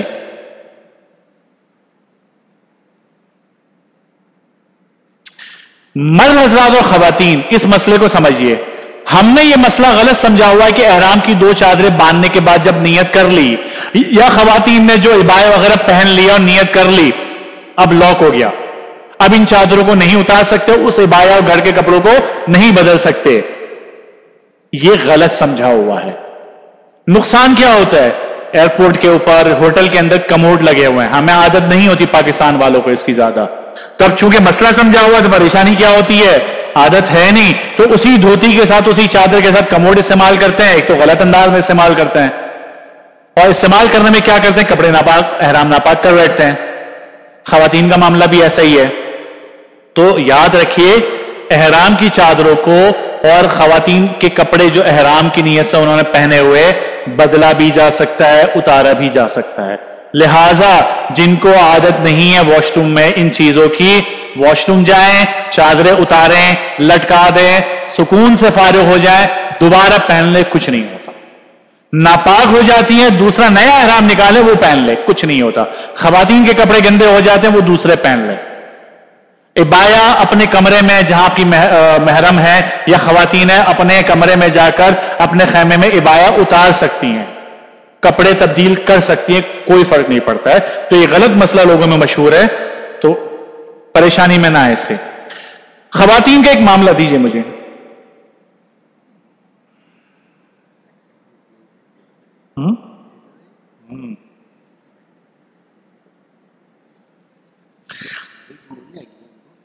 کن کو ویڈیوز ملیں گے؟ جی جی جی. اچھا جی، خواتین کا ایک معاملہ یہ آتا ہے کہ روانگی سے پہلے یا روانگی کے بعد ناپاکی کے دن شروع ہو جاتے ہیں. اب خواتین نے یہ مسئلہ سمجھا ہوا ہے کہ ناپاکی میں مسجد میں نہیں آ سکتی، ناپاکی میں نماز نہیں پڑھ سکتی، ناپاکی میں قرآن نہیں پڑھ سکتی. بالکل صحیح مسئلہ ایسا ہی ہے، لیکن خواتین حج اور عمرے کے احرام کو بھی قیاس اسی پر کرتی ہیں. یہ غلط ہے. احرام ناپاکی میں باندھا جا سکتا ہے، بلکہ باندھنا ہوگا. جب یہاں سے روانہ ہوں گے نا تو میقات سے پہلے ان کو نیت کرنی ہوگی، یعنی احرام میں آنا ہوگا. تو اب اگر ناپاکی کے دن ہیں تو کوئی بات نہیں، احرام کی نیت کریں، اسی ناپاکی کی حالت میں وہاں جائیں. عمرے کا احرام ہے، ہوٹل پہنچیں، ہوٹل پہنچ کر بس آپ انتظار کریں پاک ہونے کا. جب پاک ہو جائیں پھر مسجد حرام میں جا کر عمرہ کریں. جب تک اب انتظار کریں. حرم کے باہر والا جو صحن ہے وہاں تک جا کر بیٹھ سکتی ہیں، باہر والے صحن پہ، اندر نہیں جا سکتی. تو یہ دن اپنے اسی حال میں گزاریں اور احرام کی پابندیوں کے ساتھ گزاریں. اور اگر حج میں چلیں، حج کا مسئلہ انشاءاللہ اس میں بتائیں گے، تو نیت کر کے جانی ہے، بغیر نیت کے نہیں جانی، ورنہ دم دینا پڑے گا آپ کو. اس کے علاوہ اس مسئلے کو بھی سمجھیے، خواتین احرام میں مخصوص قسم کی ایک اوڑھنی سر پہ باندھتے سفید کلر کی، ہمارے کراچی میں پورے پاکستان میں ملتی ہے کہ احرام کی اوڑھنی. کوئی اوڑھنی احرام کی نہیں ہے. میں نے بتایا خواتین کے لیے کوئی احرام نہیں ہے، جو گھر کے کپڑے وہی احرام ہے. اب وہ اوڑھنی جو ہے وہ سر پہ ایک لپیٹتی خواتین. پچھلے دور میں خواتین وہ اس لیے باندھتی تھی تاکہ بال نہ ٹوٹیں، بال نہ بکھریں، لیکن وقت گزرنے کے ساتھ وہ احرام کا حصہ ہو گیا. تو اگر آپ باندھنا چاہتی ہیں سر پہ باندھیں، کوئی بات نہیں، لیکن ایک دو باتوں کا خیال کر لیں. کیا خیال کریں گی؟ ایک تو یہ کہ وہ اوڑھنی پیشانی سے اوپر باندھیں، اس لیے پیشانی کو کھلا رکھنا احرام میں لازم ہے. اگر 12 گھنٹے پیشانی پر وہ باندھ کے رکھی تو دم دینا پڑے گا. تو پیشانی سے اوپر باندھے. دوسرا یہ کہ جب جب وضو کریں اوڑھنی سر سے اتاریں اور اس کے اوپر مسح کریں, سر کے اوپر. چونکہ مسئلہ ہم نے یہ سمجھا ہوا کہ اوڑھنی احرام کا حصہ ہے تو اس کو اتارتے نہیں ہیں, مسح اسی کے اوپر کرتے ہیں, مسح نہیں ہوتا. وضو نہیں ہوا, طواف نہیں ہوگا, نمازیں نہیں ہوں گی. تو اگر یہ اوڑھنی باندھنا چاہتی ہیں شوق سے باندھیں, پیشانی سے اوپر باندھیں, جب جب وضو کریں تو سر پر سے اتار دیں اس کو. اور مردوں کے لیے اللہ کے واسطے ہاتھ جوڑ کر کہتا ہوں اپنے تہبند کا خیال رکھیں. یہ نظارے کثرت سے دیکھنے کے ملتے ہیں کہ مرد حضرات کی تہبند جو ہے وہ ناف سے نیچے سرک رہی ہوتی ہے. کیا نقصان ہے؟ ایک تو بے شرمی.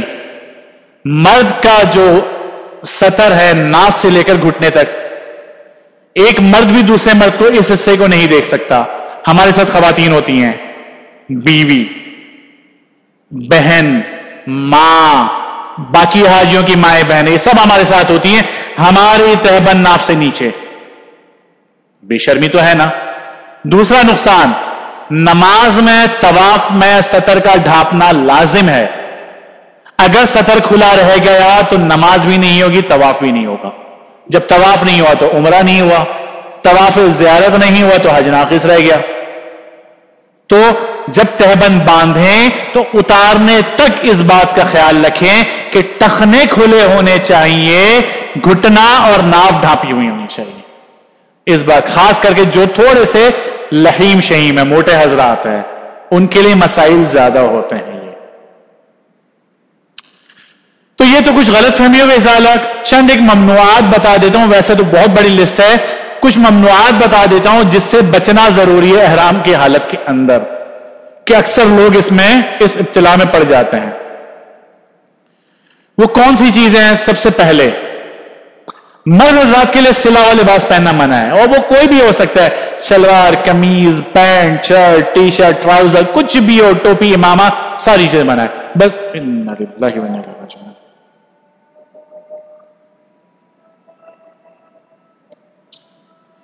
اچھا خواتین میں 1 منٹ رک جائیں, اس کے بعد پروجیکٹر آن کیجیے گا. 1 منٹ رک جائیں.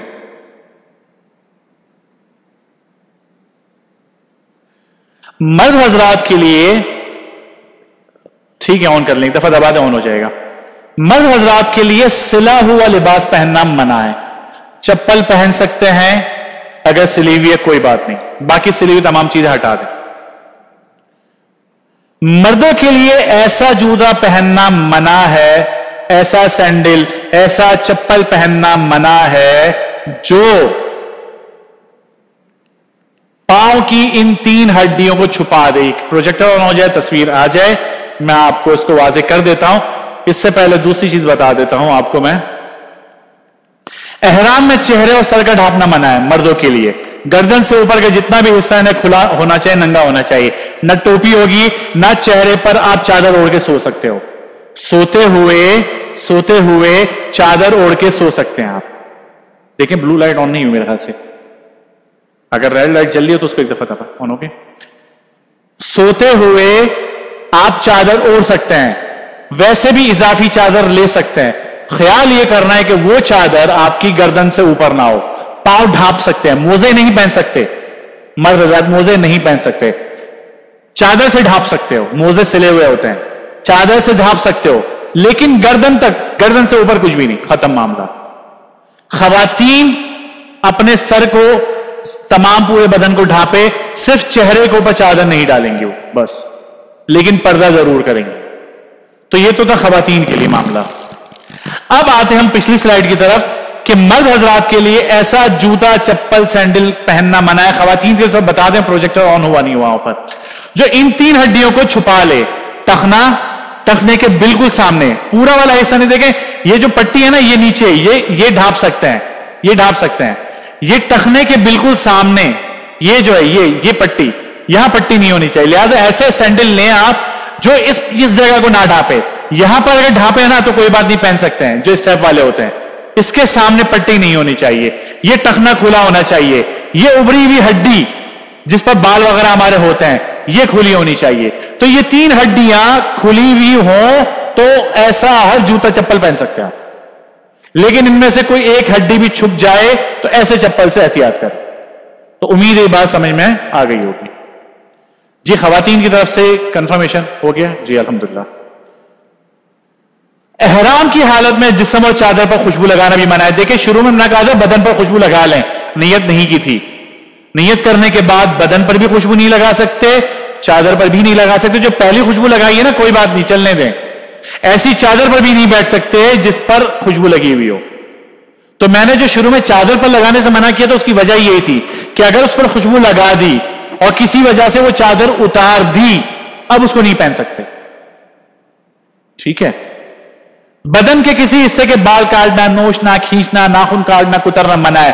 بعض لوگوں کو عادت ہوتی ہے ناخن کھانے کی، خواہ داڑھی کے بال کاٹنے کی عادت ہوتی ہے، تو یہ چیزیں منع ہے احرام کی حالت میں. الائچی والا، لونگ والا، تیز خوشبو تمباکو والا پان یہ منع ہے. سادہ پان کھا سکتے ہو. میٹھی چھالیاں احتیاط کریں. احرام کی حالت میں خوشبودار کپڑا پہننا منع ہے. ٹیشو پیپر جو ویٹ ٹیشو ہوتا ہے خاص کر کے جہاز کے اندر، اگر آپ نے نیت کر لی ہے تو آپ کو کھانے کے ساتھ ٹیشو کا ایک پیک دیا جائے گا جو انتہائی تیز خوشبو ہوتی ہے. تو جب آپ نیت کر چکے ہوں اور کھانا بعد میں آیا تو اس پیکٹ کو اٹھا کر پھینک دیں. ورنہ ہاتھ دھونے کے واش روم جانا لالچ میں کہ اتنی دور کون جائے، بندہ کھول کے وہیں پر ہاتھ صاف کر لیتا ہے. میں نے بھی کیا ہے. ایک ساتھی نے دعوت کی ابھی پچھلے سفر میں، اور میں چونکہ عمرہ کر چکا تھا اور بال کاٹنے باقی تھا بھی، تو میں کہا چلو ساتھی ہے، مہمان ہے، تو ساتھ بیٹھ کے ہوٹل جا کے کر لوں گا. میرے ذہن سے نکل گیا، میں نے وہی کیا، ٹیشو ہاتھ صاف کر لی. تو دم پڑنے کا خطرہ ہے. تو یہ ویٹ ٹیشو وغیرہ منع ہے. صابن کا استعمال بھی منع ہے. اس مسئلے کو بھی سمجھیے. ہمارے مشہور ہے کہ بھائی خوشبو والا صابن استعمال نہ کریں. نہیں جناب، دونوں منع ہے. خوشبو والا بھی منع ہے، بغیر خوشبو والا بھی منع ہے. خوشبو والا تو بالکل ہی منع ہے. بغیر خوشبو والے صابن کو استعمال کب نہیں کر سکتے؟ بدن پر رگڑ نہیں سکتے، منہ نہیں دھو سکتے. خلاصہ یہ کہ بدن کے میل کچیل کو دور نہیں کر سکتے. خوشبو والے صابن سے بھی نہیں، بغیر خوشبو والے سے بھی نہیں. بغیر خوشبو والے صابن کب استعمال کر سکتے ہیں؟ بدن کی ناپاکی دور کرنے کے لیے. بیت الخلاء گئے، ہاتھ گندے ہو گئے، ناپاک ہو گئے، بدن پر کہیں ناپاکی لگ گئی، تو بغیر خوشبو والے صابن سے اس کو صاف کر سکتے ہیں. نہانے کے لیے، منہ دھونے کے لیے کوئی بھی صابن استعمال نہیں کیا جا سکتا. ازدواجی تعلقات بھی منع ہے، بلکہ ہر وہ بات جو خواہشات کو ابھارنے والی ہو سب منع ہے. لہذا ہاتھ واتھ لگانے سے بھی احتیاط کریں. کسی جانور کے شکار بھی نہیں کر سکتے، حتیٰ کہ بدن پہ پیدا ہونے والی جو اس کو بھی نہیں مار سکتے. خواتین کی عادت ہوتی ہے، تو اس چیز سے احتیاط کریں. تو یہ تو کچھ ممنوعات تھی. اب آتے ہیں نیت کی طرف. تو ہم نے کچھ تمہیدی باتیں کی، روانگی سے پہلے کی باتیں ہو گئی، احتیاطیں ہو گئی، اور ممنوعات آ گئی، کچھ غلط فہمی کا ازالہ ہو گیا. اب آتے ہیں ہم احرام کی طرف. ہم چادریں تو باندھ چکے ہیں، دونوں چادریں. جہاز میں کھانا کھا چکے ہیں. کھانے کے بعد اب سونے کا ارادہ ہو رہا ہے، اس سے پہلے نیت کرنی ہے.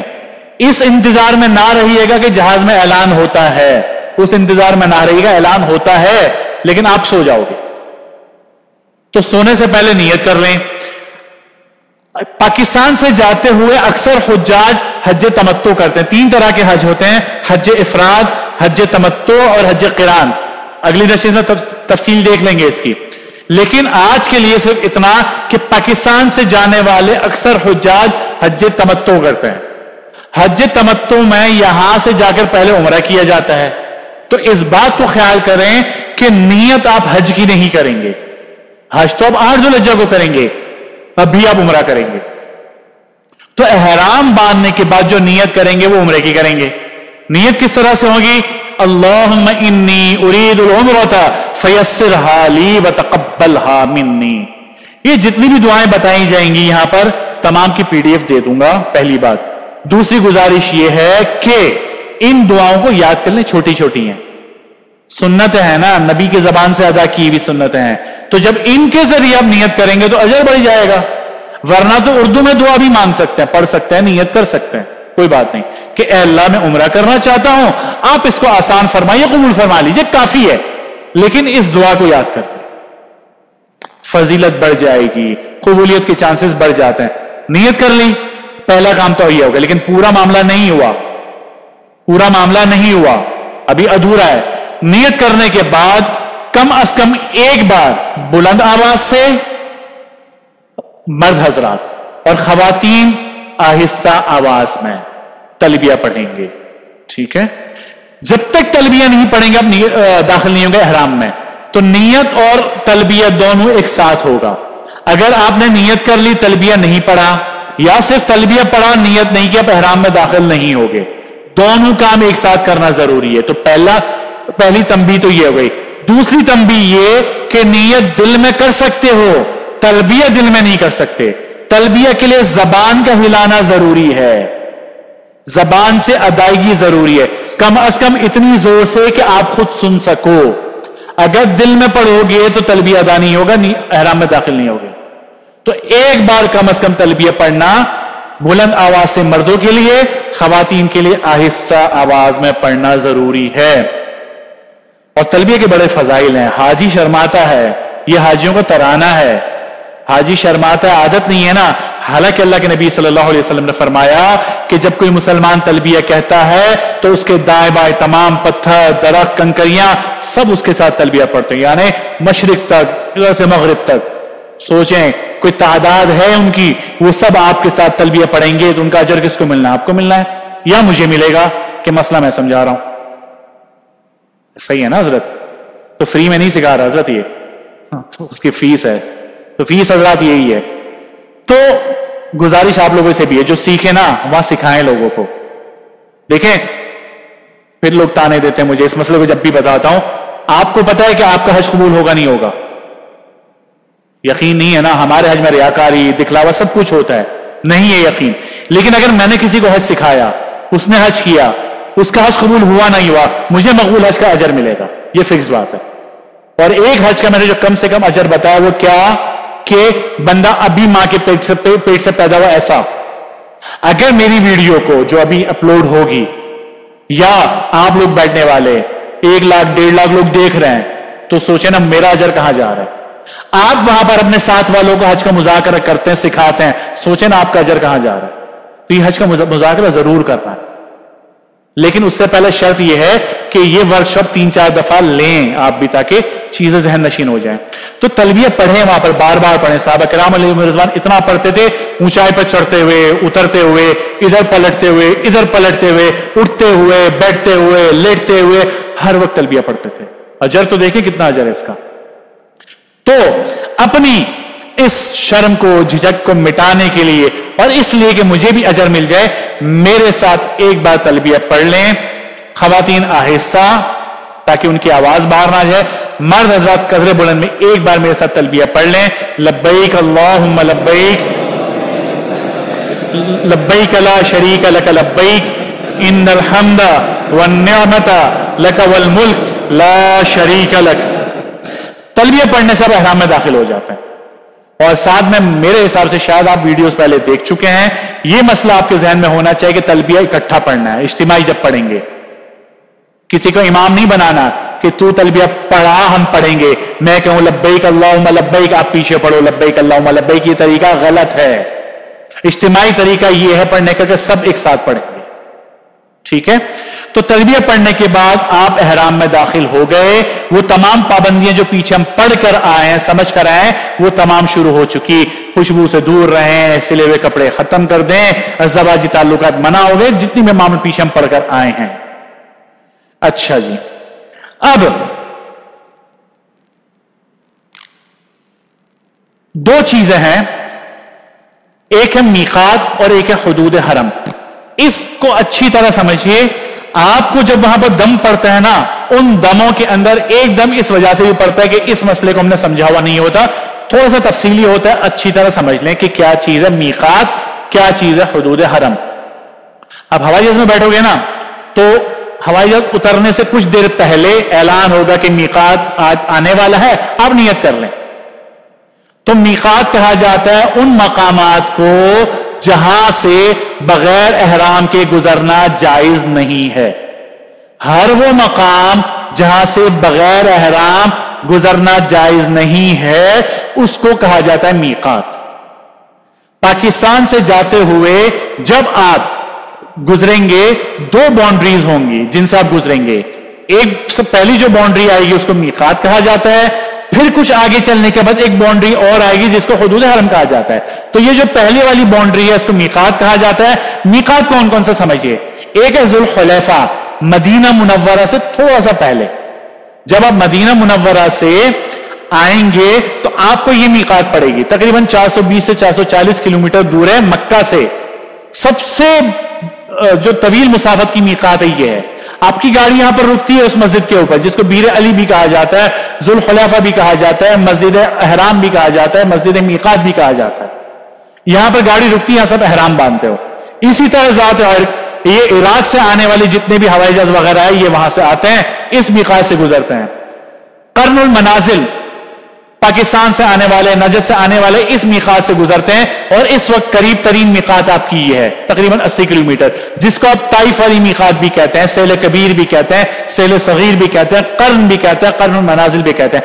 آپ کی میقات یہ پڑتی ہے آپ کو، ٹھیک ہے. اسی کے لیے اعلان ہوتا ہے کہ میقات آنے والی ہے. یلملم، یہ یمن والوں کے لیے میقات ہے، اور پاکستان سے جب پانی کا جہاز جاتا تھا تو ہماری میقات اس وقت یہ ہوتی تھی، اس سے گزر کر جاتے تھے. ہماری پرانی کتابوں میں میقات یلملم لکھا ہوا ہے. اس کی وجہ یہ کہ وہ دور تھا پانی کے جہاز کا. اب پانی کے جہاز ہمارے پاکستان سے ختم ہو چکے ہیں، ہوائی جہاز سے جاتے تو قرن المنازل سے گزرتے ہیں ہم.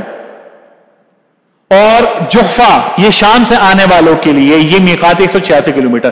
یہ کل 5 میقات ہیں مشہور ترین. اس کے اطراف یہ باؤنڈری ایک ہے چاروں طرف. تو چاہے تو میقات پر سے گزریں یا اس کے محاذات، اس کے سائڈوں سے گزریں. اگر اس کے باہر سے آپ آ رہے ہوں تو آپ کو احرام باندھنا لازم ہے. اس پورے سفر کے اندر آپ کو 2 دفعہ ان میقات سے واسطہ پڑے گا. کب؟ ایک تو پڑے گا آپ کا قرن المنازل سے، یہاں سے جاتے ہوئے اگر آپ کی فلائٹ جدہ کی ہے، ٹھیک ہے، اس سے واسطہ پڑے گا پہلی دفعہ. دوسری دفعہ آپ کا واسطہ پڑے گا قرن المنازل ہی سے جب آپ لوگ طائف جائیں گے. طائف جب بھی جائیں گے تو وہ خواتین جن کو ایام شروع ہو چکے ہوں یا وہ بوڑھے لوگ جنہوں نے عمرہ نہیں کرنا وہ طائف نہ جائیں، اس لیے کہ طائف سے واپسی میں عمرہ کرنا لازم ہے. تو اگر آپ عمرہ کر سکتے ہو تو طائف جائیں ورنہ نہ جائیں. تو دوبارہ آپ کا واسطہ پڑے گا جب طائف جائیں گے. باقی آپ کا اس پورے سفر میں یہاں واسطہ نہیں پڑنا. اور ایک واسطہ پڑنا آپ کا ذوالحلیفہ سے جب مدینہ منورہ سے واپس آئیں گے، اگر آپ کی فلائٹ ہے تو، یا آپ کا ایسا سفر ہے تو. ورنہ عموماً گورنمنٹ کے حجاج کی ترتیب یہی ہوتی ہے کہ وہ واپسی نہیں آتے، ٹھیک ہے. یا تو مدینہ منورہ کی فلائٹ ہے تو یہاں سے احرام باندھ کے نہیں جاؤ گے، مدینہ منورہ سے آتے ہوئے اس میقات سے احرام باندھو گے. یا اگر آپ کی فلائٹ جدہ سے ہے تو آپ مدینہ سے واپسی آ جاؤ گے. کچھ لوگوں کی ڈبل ٹرپ ہوتی ہے کہ مدینہ سے بھی آتے ہیں یا پرائیویٹ ٹیکسی کر کے آ جاتے ہیں اگر سہولت ہو تو آپ کا واسطہ قرن المنازل سے پڑے گا اور ذوالحلیفہ سے پڑے گا. باقی ان مواقع سے آپ کا واسطہ نہیں پڑنا. تو اس بات کو ذہن میں رکھیں کہ اس سفر کے دوران جب جب قرن المنازل جائیں، جب جب ذوالحلیفہ جائیں، واپسی میں عمرہ کرنا ضروری ہے. تو یہ تو ہو گئی میقات. اب آتے ہیں حدود حرم کی طرف. حدود حرم ایسی جگہ ہے جہاں پر اللہ تعالیٰ نے ایسی چیزوں کو حرام کیے جو باقی جگہوں پر حلال ہے. جیسے کہ گھاس کاٹنا، شکار کرنا. ہم یہاں کر سکتے ہیں شکار، گھاس کاٹ سکتے ہیں. حدود حرم میں یہ چیزیں منع ہے، نہیں کر سکتے وہاں پر بالکل بھی. قرآن کریم میں دیکھ اللہ تعالیٰ نے کیا فرمایا کہ دردناک عذاب چکھایا جائے گا جو وہاں پر ظلم کرے یا کوئی بے دینی کا کام کرے. حدود حرم میں قرآن کریم سورۃ الحج، ظلم کے ساتھ ہم کرتے ہیں وہاں پر ساتھیوں کے ساتھ زیادتی کرتے ہیں، بے دینی کے کام، یوٹیوب چل رہا ہوتا ہے ہمارا وہاں پر. اللہ نے کیا فرمایا؟ چلو حدیث پر لوگ بات پھر اعتراض کر دیتے ہیں، شاید ضعیف ہو، شاید جو ہے وہ من گھڑت ہو. قرآن کریم کو کیا بولو گے؟ عذاب نہیں ہے، عذاب علیم، دردناک عذاب چکھائیں گے. تو موبائل کا استعمال تھوڑا سا احتیاط کے ساتھ، تھوڑا سا احتیاط کہ وہ چیزیں وہاں پر حرام کی گئی ہیں جو باقی جگہوں پر حلال ہے. تو ابھی حدود حرم کیا ہے؟ میقات تو سمجھ میں آ گئی، حدود حرم سمجھیے.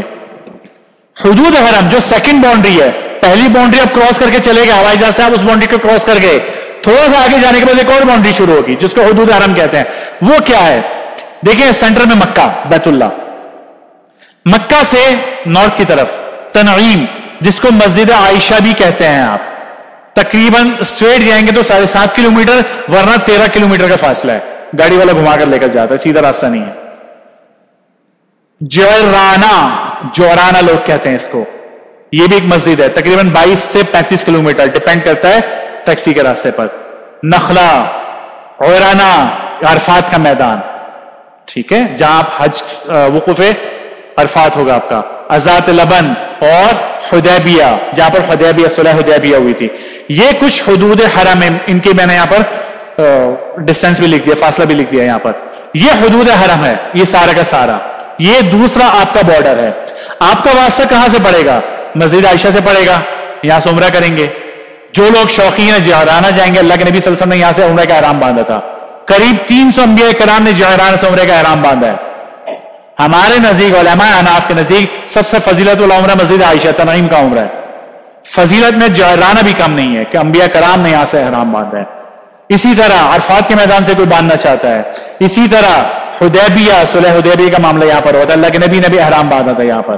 تو کوئی جانا چاہتا ہے ٹیکسی میں جا سکتے ہیں، یہاں سے 15 ریال لیتا ہے ٹیکسی والا، لے جاتا ہے وہاں پر. تو یہ ہے آپ کا حدود حرم. فرق کیا ہے اس میں اور میقات کے اندر؟ اس فرق کو واضح کرتا ہوں میں اس سلائڈ کے اندر. دو چیزیں پڑھی نا ہم نے کہ حدود حرم اور میقات.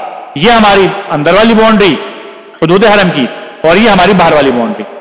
دیکھیں ہم نے یہ پیچھے پڑا ذوالحلیفہ، جحفہ، یلملم، قرن المنازل، ذات رق. یہ جدہ جو ہے میقات نہیں ہے، یہ حدود حرم، یہ میقات سے اندر آ جاتا ہے، ٹھیک ہے، تو وہاں آ جا سکتے ہیں. اور دوسرا بارڈر ہمارا حدود حرم کا. فرق کیا ہے؟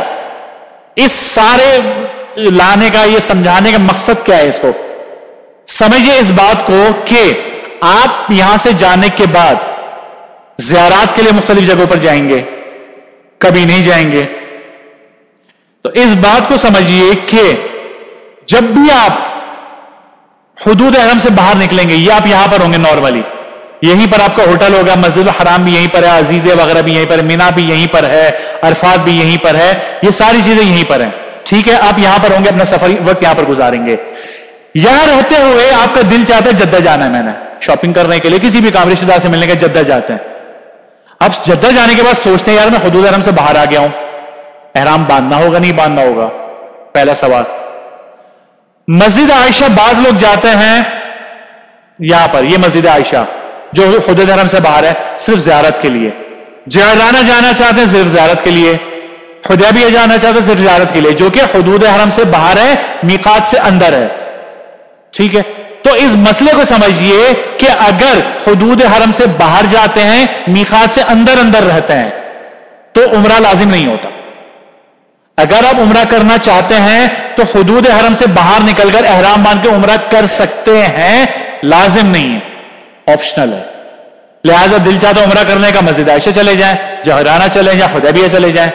لیکن اگر آپ نکل جاتے ہیں میقات سے باہر، جیسے قرن المنازل چلے گئے، طائف چلے گئے، یا مدینہ منورہ چلے گئے، اب وہاں سے واپسی مکہ آتے ہیں، اب آپ کو اختیار نہیں ہے، احرام باندھنا ہی باندھنا ہوگا.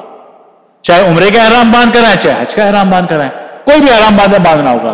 تو خلاصہ یہ کہ میقات سے باہر جاؤ گے تو احرام لازم، میقات سے اندر اندر رہو گے، حدود حرم سے باہر جاؤ گے تو اختیاری ہے.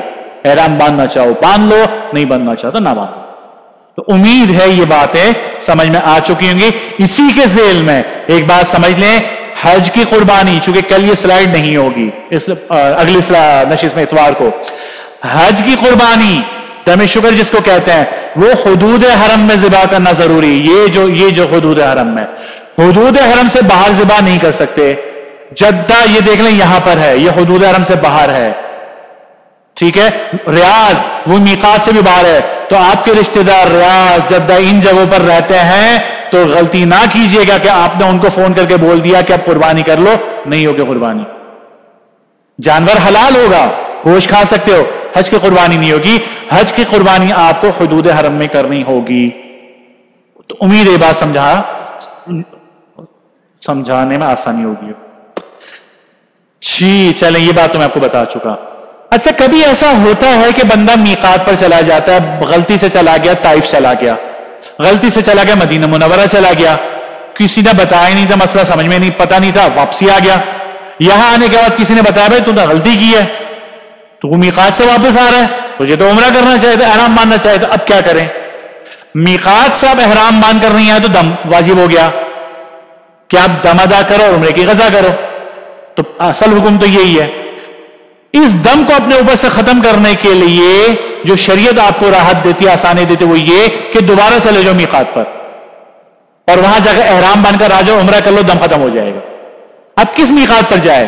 بہتر تو یہ ہے کہ پہلے جس میقات سے واپس آئے اسی جگہ چلے, افضل ہے. لیکن اگر وہ دور ہے جیسے مدینہ منورہ ہے تو بھائی کسی بھی قریبی میقات پہ چلے جاؤ, وہاں سے احرام باندھو اور واپس آ جاؤ, عمرہ کر لو, تو دم ختم ہو جائے گا. عمرہ جو آپ پر لازم ہوا تھا وہ بھی ہو گیا آپ کا عمرہ. تو احتیاط کریں میقات پر جاتے ہوئے. یہ حدود حرم کی نشانی ہے. کچھ اس طرح کے ستون بھی لگے ہوئے ہیں, بعض جگہوں پر اس طرح کے بھی ستون لگے ہوئے ہیں. آپ وہاں پر جا کر دیکھیں گے تو جہاں پر یہ پلرز ہوں گے, مسجد عائشہ جائیں گے تو مسجد عائشہ کے بالکل ساتھ آپ کو یہ ستون نظر آئے گا. تو نشانی ہے, تمام کے تمام حدود حرم پر یہ نشانی انہوں نے لگا دی ہے. اسی طرح میقات کی بھی نشانی لگا دی ہے.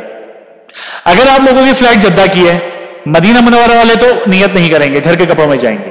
لیکن جدہ کی فلائٹ ہے, آپ نیت کر چکے ہو جہاز کے اندر, آپ کا ہوائی جہاز اتر چکا ہے جدہ ایئرپورٹ کے اوپر. جدہ آنے کے بعد کچھ چیزیں سمجھ لیں یہاں پر جو ضروری ہے آپ کے لیے کہ آپ احرام کی حالت میں, سب سے پہلے آپ کے ذہن میں یہ ہونا چاہیے کہ آپ اس وقت احرام کی حالت میں ہو. یہاں آپ جہاز سے اترو گے, گاڑی میں بٹھایا جائے گا, ویٹنگ ایریا میں لے جایا جائے گا, وہاں میٹھے میٹھے قطرے پلائے جائیں گے آپ کو پولیو کے. پینا لازم ہے, پینا پڑے گا آپ کو, اس کے بغیر چارہ نہیں ہے. اس کے بعد امیگریشن کے مراحل ہوں گے, تصویر لی جائے گی, پاسپورٹ کی انٹری ہوگی, اسٹیمپ لگائی جائے گی. یہ اس طرح کے وہاں پر باکسز وغیرہ لگے ہوں گے. یہ بتا اس لیے رہا ہوں, یہاں پر جھگڑے ہوتے ہیں اس لیے بتانا مقصد ہے. اس کے بعد آپ سامان اپنا وصول کرو گے. اگر روٹو مکہ ہے, جو گورنمنٹ والے ہیں ان کے لیے تو روٹو مکہ ہے, انہیں تو ہوٹل میں ملے. جو پرائیویٹ والے ہیں ان کے لیے روٹو مکہ ہے نہیں, وہ تو سامان اپنا وصول کریں گے.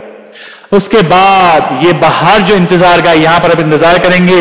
اے سی وے سی لگے ہوئے نہیں ہے, گرمی کا موسم ہے, پنکھے بھی نہیں ہوں گے. یہاں بیٹھ کر انتظار کرو گے. کتنا کرو گے؟ 4 گھنٹے, 6 گھنٹے, 7 گھنٹے انتظار ہوگا. یہاں پر بہت سارے ہزاروں حاجی ہیں. معلم آپ کا بس کا انتظام کرنے گیا ہوا ہے آپ کے لیے, اب انتظار کرو گے. اب یہاں پہنچنے کے بعد جناب کیا کرو گے؟ سب سے پہلا معاملہ تو معلم کی برائیاں شروع ہو جاتی ہے. ہم پہنچ گئے, بس غائب ہے. وہ بس غائب نہیں ہے بھیا, رش پڑا ہوا ہے, بس فارغ نہیں ہے, وہ اور حاجیوں کو لے کر گئی ہوئی ہے. تو آپ کے نمبر ہے, آپ کی بس آ جائے گی. پھر غیبتیں ہوتی ہیں, وہی گھر کے سارے چونچلے, میاں بیوی کے جھگڑے, رشتہ داروں کے سسرال رشتہ دار. مقدس سرزمین پر پاؤں رکھا ہے اور برائیاں شروع ہو گئی. اس بات سے خود کو بچائے. یہ بہترین جگہ ہے جہاں پر آپ حج کا مذاکرہ کر سکتے ہو. یہ بہترین جگہ ہے جو آپ کا ابھی عمرے کا احرام ہے, عمرے کا مذاکرہ کر سکتے ہو, ایک دوسرے کو عمرہ سکھائیں اور ریلیکس اور آرام کریں. کچھ کھا پی لیں جا کر یار, وہاں پر خرچ کریں, وہاں پر ریال گن گن کے نہ جائے. وہاں پر یہ پیسہ واپس آتا ہے. آپ کا پائی جو ہے نا خرچ کی واپس آئے گی, کئی گنا بڑھ کر واپس آئے گی. تو یہاں پر کنجوسی نہ کریں, خود بھی اچھا کھائیں, گھر والوں کو بھی اچھا کھلائیں. کچھ کھا پی لیں, کچھ آرام کرنا چاہے آرام کر لیں. اس کے بعد جناب بس آئے گی. پرائیویٹ والے ہیں تو سامان دے دیں اس کو, گورنمنٹ والے تو سامان کا تو معاملہ ہی نہیں ہے. پھر بس میں بٹھا کر آپ کو آپ کے ہوٹل لے جایا جائے گا. پاسپورٹ لے لیں گے حضرت؟ ٹھیک ہے, پاسپورٹ آپ سے لے لیا جائے گا. تو پاسپورٹ حوالے کریں, بس میں بیٹھے, بس والا آپ کو لے جائے گا. 2-2.5 گھنٹے میں, 3 گھنٹے میں آپ کو جدہ مکہ میں پہنچا دے گا. مکہ پہنچنے کے بعد ہوٹل میں پہنچ کے دیکھیں, سب سے پہلے آپ نے کیا کرنا ہے, جلد بازی نہیں کرنی ہے. سامان وصول کریں, کمرے کا بندوبست کریں, سامان رکھیں. کاؤنٹر سے کارڈ لیجئے, ہوٹل کا کارڈ لازمی اپنی جیب میں رکھیں, گھر والوں کی جیب میں رکھیں. عمرہ کرنے جائے گا نا, واپسی میں نہ آپ کو ہوٹل ملے گا نہ گھر والوں کو ملے گا, تو کارڈ ضرور آپ کی جیب میں ہونا چاہیے. اس کے بعد کمرے میں جائیں, کچھ کھا پی لیں, واش روم جائیں, فریش ہونا چاہتے ہیں, 5-6 گھنٹے سو جائیں. مشورہ یہ, سو جائیں, جلد بازی بالکل بھی نہ کریں. بہت تھکے ہوئے پہنچے ہیں. 4-5 گھنٹے آرام کرنے کے بعد اب آپ آ جائیں, چاہے بس کا سفر ہے, اگر آپ کا شٹل سروس ہے, پیدل, جس طرح سے بھی آپ حرم پہنچے, مکہ پہنچے. مکہ پہنچنے کے بعد دیکھیں یہاں پر کچھ پوائنٹس میں بتا رہا ہوں اندر حرم کے, مسجد الحرام کے. بہت سارے اس کے علاوہ اور پوائنٹس ہیں. کوئی بھی ایک پوائنٹ طے کر لیں, گھر والوں کو بتا دیں, یہ پلر ہے, یہ ستون نمبر ہے, یہ دروازے کا نام ہے, یہ دروازے کا نمبر ہے, یہ شو شیلف ہے, اس کا نمبر ہے. کوئی بھی پوائنٹ طے کر لیں کہ اگر ہم بچھڑ جائیں, اگر تو نہیں بچھڑ جاؤ گے, بچھڑ جائیں تو اس پوائنٹ پر طواف کے بعد, ہر عبادت کے بعد طے کریں. پورا عمرہ طے نہ کریں, ابھی آپ نے طواف کرنا ہے تو پوائنٹ طے کریں کہ اگر ہم بچھڑ جائیں نا تو طواف پورا ہونے کے بعد ہم یہاں ایک دوسرے کا انتظار کریں گے. اگر یہ طے نہیں کرو گے نا, بہت پھنسو گے, پورا دن ڈھونڈو گے پھر بھی نہیں ملیں گے وہ. جی اچھا، فاروق صاحب کہہ رہے ہیں کہ وہاں سے اب گورنمنٹ والوں کو سم بھی ملنی ہے وہاں پر، تو سم بھی ضرور رکھیں اپنے ساتھ، جاتے ہی پہلے خریدیں اگر آپ کے پاس سم نہیں ہے تو۔ رابطے کا ایک انتہائی اکلوتا ذریعہ آپ کا یہ سم ہے جس سے ایک دوسرے سے آپ رابطہ کر سکتے ہو، تو کسی پوائنٹ کا انتخاب کر لیں یہاں پر آپ، اور اس کے بعد اب آپ عمرہ کرنے کی تیاری کریں۔ دیکھیں تقریباً 1.5 گھنٹے میں ہم نے اب تک صرف باتیں وہ کی ہیں جو ہم نے اپنے سفر کو بچانے کے لیے، اور وہ باتیں جس سے ہم پھنسے نہیں کسی جگہ پر۔ اب آتا ہے عمرہ، انشاءاللہ یہ جلدی ہو جائے گا ہمارا۔ عمرہ 4 کام کرنے کا نام ہے، ایک احرام، طواف، سعی اور سر کے بال صاف کرنا۔ یہ 4 کام کرو گے آپ کا عمرہ پورا ہو جائے گا، جس میں سے پہلی 2 چیزیں فرض ہے، احرام اور طواف، دوسری 2 چیزیں واجب ہے، سعی اور سر کے بال صاف کرنا۔ یہ 4 کام کرو گے آپ کا عمرہ ہو جائے گا۔ یہ عمرہ آپ کے اپنے سفر میں کبھی بھی کسی بھی دن کتنی بار کرنا چاہو کر لو، بس 5 دن ایسا ہے جب آپ نے یہ عمرہ نہیں کرنا۔ کون سے جناب؟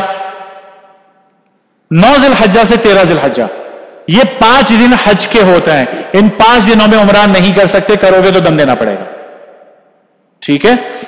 ان 5 دنوں کے علاوہ جب چاہے عمرہ کرو، جتنے چاہے دن میں 10 عمرے کرو، کوئی نہیں روکتا ہے۔ مسجد الحرام میں داخل ہوں آداب کے ساتھ، سنتوں کی رعایت کرتے ہوئے، دعا پڑھتے ہوئے اور اعتکاف کی نیت کرتے ہوئے آپ مسجد الحرام میں داخل ہوں۔ نیت کیوں کریں اعتکاف کی؟ ابھی 6-7-8 گھنٹے گزارنا ہے آپ نے، گپ شپ بھی کریں گے، باتیں کریں گے، بیوی کے ساتھ گپ شپ کریں، خشکے بن کے نہ جائیں وہاں پر، ٹھیک ہے؟ محبتیں بڑھتی ہیں سفر کے اندر، یاد رکھیں۔ تو نیت کر لیں باہر آپ اعتکاف کی وہاں پر۔ آپ جب مسجد الحرام میں داخل ہوں گے، تھوڑا چلتے چلتے چلتے آگے جب جائیں گے نا، تو ایک جگہ ایسی ہے جہاں سے آپ کو بیت اللہ نظر آئے گا۔ مجربات سے ہے کہ بیت اللہ پر جب پہلی نظر پڑے دعائیں قبول ہوتی ہیں، بالکل ہوتی ہیں۔ تو جب بیت اللہ پر نظر پڑے دعا مانگے، راستے سے ہٹ کر ایک طرف کھڑے ہو کر آدھا گھنٹہ، پونا گھنٹہ، 1 گھنٹہ اللہ تعالی سے دعائیں مانگے۔ یہ دعا بھی مانگ لیں، اے اللہ اس سفر میں جب تک رہوں جو دعا مانگو ساری قبول فرما، ٹھیک ہے نا؟ دعائیں قبول ہوتی ہیں ضرور، یہ بات یقینی ہے۔ بلکہ اگر آپ یقین سے مانگیں گے نا تو آپ اس وقت آپ مستجاب الدعوات ہو چکے ہو۔ ابھی مانگو اور آج اس کو پورا ہوتا ہے اپنی آنکھوں سے دیکھو، یہ کئی دفعہ کے تجربے ہمارے، تو دعائیں قبول ہوتی ہیں۔ اچھا جی، اب آ جائیں، جب یہ سارے معاملات ہو گئے، اب شروع کرتے ہیں طواف۔ دیکھیں احرام تو ہمارا ہو چکا ہے نا، اب شروع ہوگا طواف۔ طواف کا سمجھیے سب سے پہلی بات کہ طواف باوضو ضروری ہے۔ اگر وضو نہیں تو وضو جا کر لیں، بغیر وضو طواف نہیں ہوگا، دم دینا پڑے گا۔ کوئی معذور ہے تو وہ بعد میں الگ سے مجھ سے مسئلہ پوچھ لے، جن کا وضو رہتا نہ ہو۔ اس کے علاوہ اب کریں گے اجتباء۔ یہ جو دائیں کندھا کھلا رکھنا تھا نا، اب یہ مرحلہ آ گیا، جو شروع سے منع کیا جا رہا تھا، اب یہ مرحلہ ہمارا آتا ہے۔ یہ اجتباء، اس بات کو سمجھیے، یہ اجتباء آپ جب طواف شروع کرنے لگو اس سے پہلے کر لو۔ تو 2 کام ہو گئے، پہلا کام کون سا؟ وضو کر لیا، دوسرا کام ہو گیا آپ کا اجتباء۔ اجتباء کرنے کے بعد تلبیہ جو ہم شروع سے پڑھتے ہوئے آئے تھے، اب تلبیہ پڑھنا بھی بند کر دیں، اس کا وقت بھی ختم ہو چکا۔ اب باقی ذکر اذکار کریں، تلبیہ ختم، تو 3 کام ہو گئے، ٹھیک ہے؟ تو پہلا وضو، دوسرا اجتباء اور تیسرا تلبیہ پڑھنا بند۔ اب آ جائے چوتھے کام کی طرف، وہ کیا کہ حجر اسود سے تھوڑا پہلے کھڑے ہو جائیں اور طواف کی نیت کریں۔ احرام باندھ کر آ چکے ہیں، طواف شروع کرنے جا رہے ہیں، شروع کے سارے لوازمات آپ کے ہو چکے، اب طواف شروع کریں گے۔ طواف شروع کرنے سے پہلے نیت کریں گے، اے اللہ میں عمرے کا طواف کرنا چاہتا ہوں، آپ اس کو آسان فرمائیے اور قبول فرما لیجیے۔ یہ نیت ہو گئی طواف کی۔ نیت کے بعد حجر اسود کے سامنے آ جائیں۔ کس طرح آئیں گے جناب؟ اتنا سارا رش، لائن لگی ہوئی نہیں، پہلے لائن لگی ہوئی تھی، یہ پیچھے سبز لائٹ ہیں، دیکھیں ہر فلور کے اوپر یہ سبز لائٹ لگی ہوئی ہے، بورڈ لگے ہوئے تمام فلورز کے اوپر، بیسمنٹ میں بھی، گراؤنڈ پر بھی، فرسٹ فلور، سیکنڈ فلور، تمام فلورز پر یہ سبز لائٹیں لگی ہوئی ہیں۔ کرنا آپ نے کیا ہے؟ اس طرح کھڑے ہوں کہ یہ سبز لائٹ یا تو آپ کے آگے ہو یا آپ کے پیچھے ہو، بالکل آپ کے پیچھے ہو یا بالکل آپ کے آگے ہو۔ اس کا مطلب آپ اس وقت حجر اسود کے سامنے آ چکے ہیں۔ حجر اسود کے سامنے آنے کے بعد آپ نے جناب کرنا ہے استقبال. استقبال کہا جاتا ہے مرد حضرات اپنے ہاتھوں کو کانوں تک اٹھائیں، خواتین اپنے ہاتھوں کو کندھوں تک اٹھائیں جیسے کہ نماز میں اٹھاتے ہیں، اور ایک بار پڑھیں بسم اللہ اللہ اکبر لا الہ الا اللہ وللہ الحمد. یہ آپ کا استقبال ہو گیا. یہ بھی ایک بار کرنا ہے. اب تک جتنی چیزیں تھی نا سب ایک بار والی تھی. استقبال کے بعد اب آپ نے کرنا ہے استلام. استلام کہا جاتا ہے بوسہ دینا، حجر اسود کو چومنا. حجر اسود پر لگی ہوتی ہے خوشبو، بوسہ دے نہیں سکتے، رش ہوتا ہے اس کے پاس جا نہیں سکتے. اب استلام کیسے کریں گے؟ دور سے اشارہ کر کے، اشارہ استلام. تو دور سے اپنے ہاتھوں کو یوں سیدھا کریں گویا آپ کے ہاتھ حجر اسود پہ رکھے ہوئے ہیں.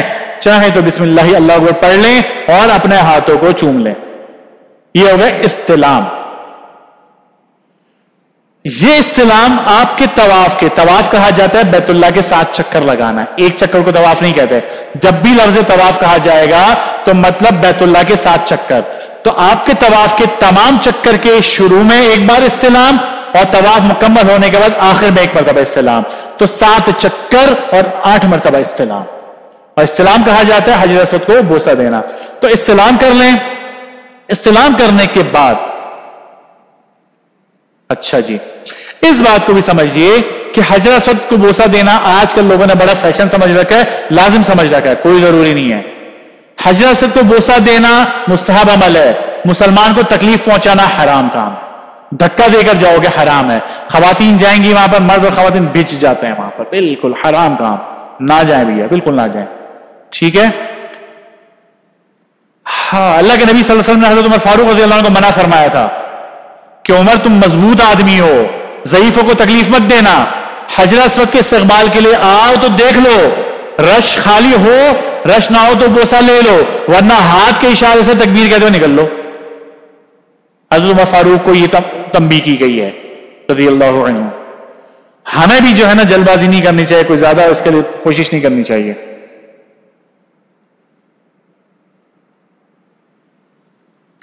اس کے علاوہ ہمارے ایک اور یہ حجر اسود کو نہ جانے کیا سمجھ لیا لوگوں نے، ہاتھ لگاتے ہیں اس کو، اس کے بعد بدن پر ہاتھ پھیرتے ہیں، بچوں کو بھی اوپر سے نیچے تک ہاتھ پھیر رہے ہوتے ہیں. نہ جانے کون سا عقیدہ وابستہ کر دیا. یہ بت پرستی نہیں ہے. ہندو بھی تو یہی کرتے ہیں. یہ بھی پتھر ہے، وہ بھی پتھر ہے. ہاں اس کا اکرام ضرور ہے، اس پتھر کا اتنا اکرام نہیں ہے کہ اس کو معبود بنا لو، اس سے عقائد وابستہ کر لو. حضرت عمر رضی اللہ عنہ کا عمل دیکھیں، کیا فرمایا بوسہ دیتے ہوئے کہ مجھے علم ہے کہ تو صرف ایک پتھر ہے، نہ تو نقصان پہنچا سکتا ہے نہ نفع پہنچا سکتا ہے. اگر میں نے اللہ کے رسول صلی اللہ علیہ وسلم کو نہ دیکھا ہوتا تجھے بوسہ دیتے ہوئے تو میں تجھے بوسہ نہ دیتا. تو کوئی عقائد وابستہ نہ کریں، اس سے ہاتھ لگا رہے ہو، چوم رہے ہو، ہاتھوں کو پھیر رہے ہو، بچوں کو بھی پھیر رہے ہیں، یہ سارے فضولیات ہیں، شرک تک لے جانے والی چیزیں. چلیں جی استلام ہو گیا. استلام کرنے کے بعد اب آپ نے چکر لگانے کی تیاری کرنی ہے. لیکن چکر لگانے سے پہلے ایک کام اور کرنا ہے، وہ یہ کہ دوران طواف بیت اللہ کی طرف سینہ بھی نہیں کرنا، پشت بھی نہیں کرنا. طواف نماز کے قائم مقام ہے. نماز میں جیسے آپ کی نظریں سجدے والی جگہ پر ہوتی ہے تو طواف کے دوران بھی آپ کی نظریں نیچے ہوں، چپ چاپ چلتے رہیں. نماز میں ادھر ادھر دیکھنا منع ہے، طواف کے دوران بھی ادھر ادھر دیکھنا منع ہے. تو بیت اللہ کو دیکھنا بھی نہیں ہے، سینہ بھی نہیں کرنا، پشت بھی نہیں کرنی.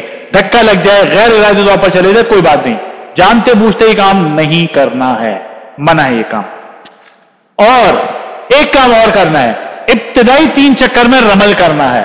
رمل کہا جاتا ہے پہلوان کی طرح اکڑتے ہوئے، کندھے اچکاتے ہوئے اپنی پاؤں کے اگلے حصے پر، کیا کہا جاتا ہے اگلی پنجوں پر، تھوڑے سے تیز قدموں کے ساتھ چلنا. مشقت ہے ضرور، دوڑنا نہیں ہے، تھوڑا سا تیز قدموں کے ساتھ اکڑ کے چلنا، اس کو کہا جاتا ہے رمل.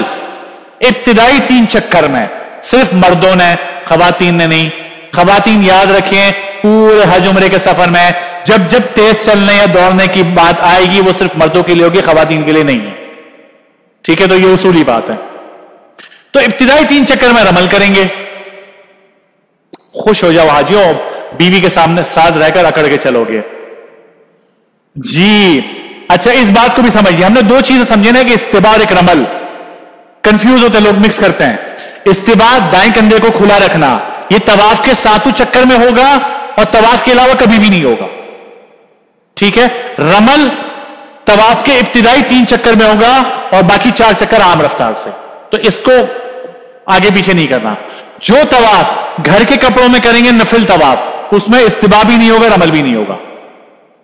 وہ طواف جو آپ احرام میں کر رہے ہو جس کے بعد صحیح بھی آپ نے کرنی ہے, اس میں استباح بھی ہوگا, اس میں رمل بھی ہوگا, جیسے کہ طواف زیارت ہوگا آپ کا, جیسے کہ عمرے کا ہے. ٹھیک ہے.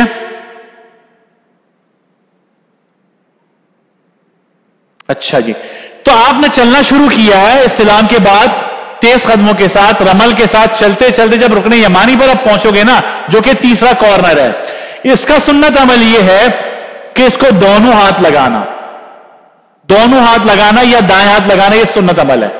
لیکن اس پر خوشبو لگی ہوتی ہے, تو آپ یہ کام نہیں کرو گے. جب یہ کام نہیں کرو گے تو اس کی دوسری سنت کوئی نہیں ہے. حجر اسود کی ایک سنت تو یہ تھی کہ اس کو بوسہ دینا, دوسرا یہ کہ دور سے اشارے سے, لکڑی کے ذریعے اشارے سے استلام کرنا, یہ بھی سنت ہے. یہاں دوسری سنت نہیں ہے. تو اگر اس پر خوشبو لگی جو کہ لازمی لگی ہوتی ہے تو آپ اس کو ہاتھ نہیں لگاؤ گے, دور سے ایم ہی گزر جاؤ گے. وہاں لوگوں کو دیکھو گے اشارے کرتے ہوئے, یہ بالکل ہاتھ یوں کر کے جیسے وہ بدماش لوگ کر رہے تھے, تو یہ غلط کام ہے, نہیں کرو گے. بس چپ چاپ اس کے پاس سے گزر جائیں. گزرتے ہوئے ایک کام اور کرنا ہے, رکن یمانی سے حجر اسود کے درمیان یہ دعا پڑھنا, یہ سنت عمل ہے. ربنا آتنا فی الدنیا حسنۃ وفی الآخرۃ حسنۃ وقنا عذاب النار, یہ سنت عمل ہے, تو اس کو بھی اہتمام کریں پڑھنے کا.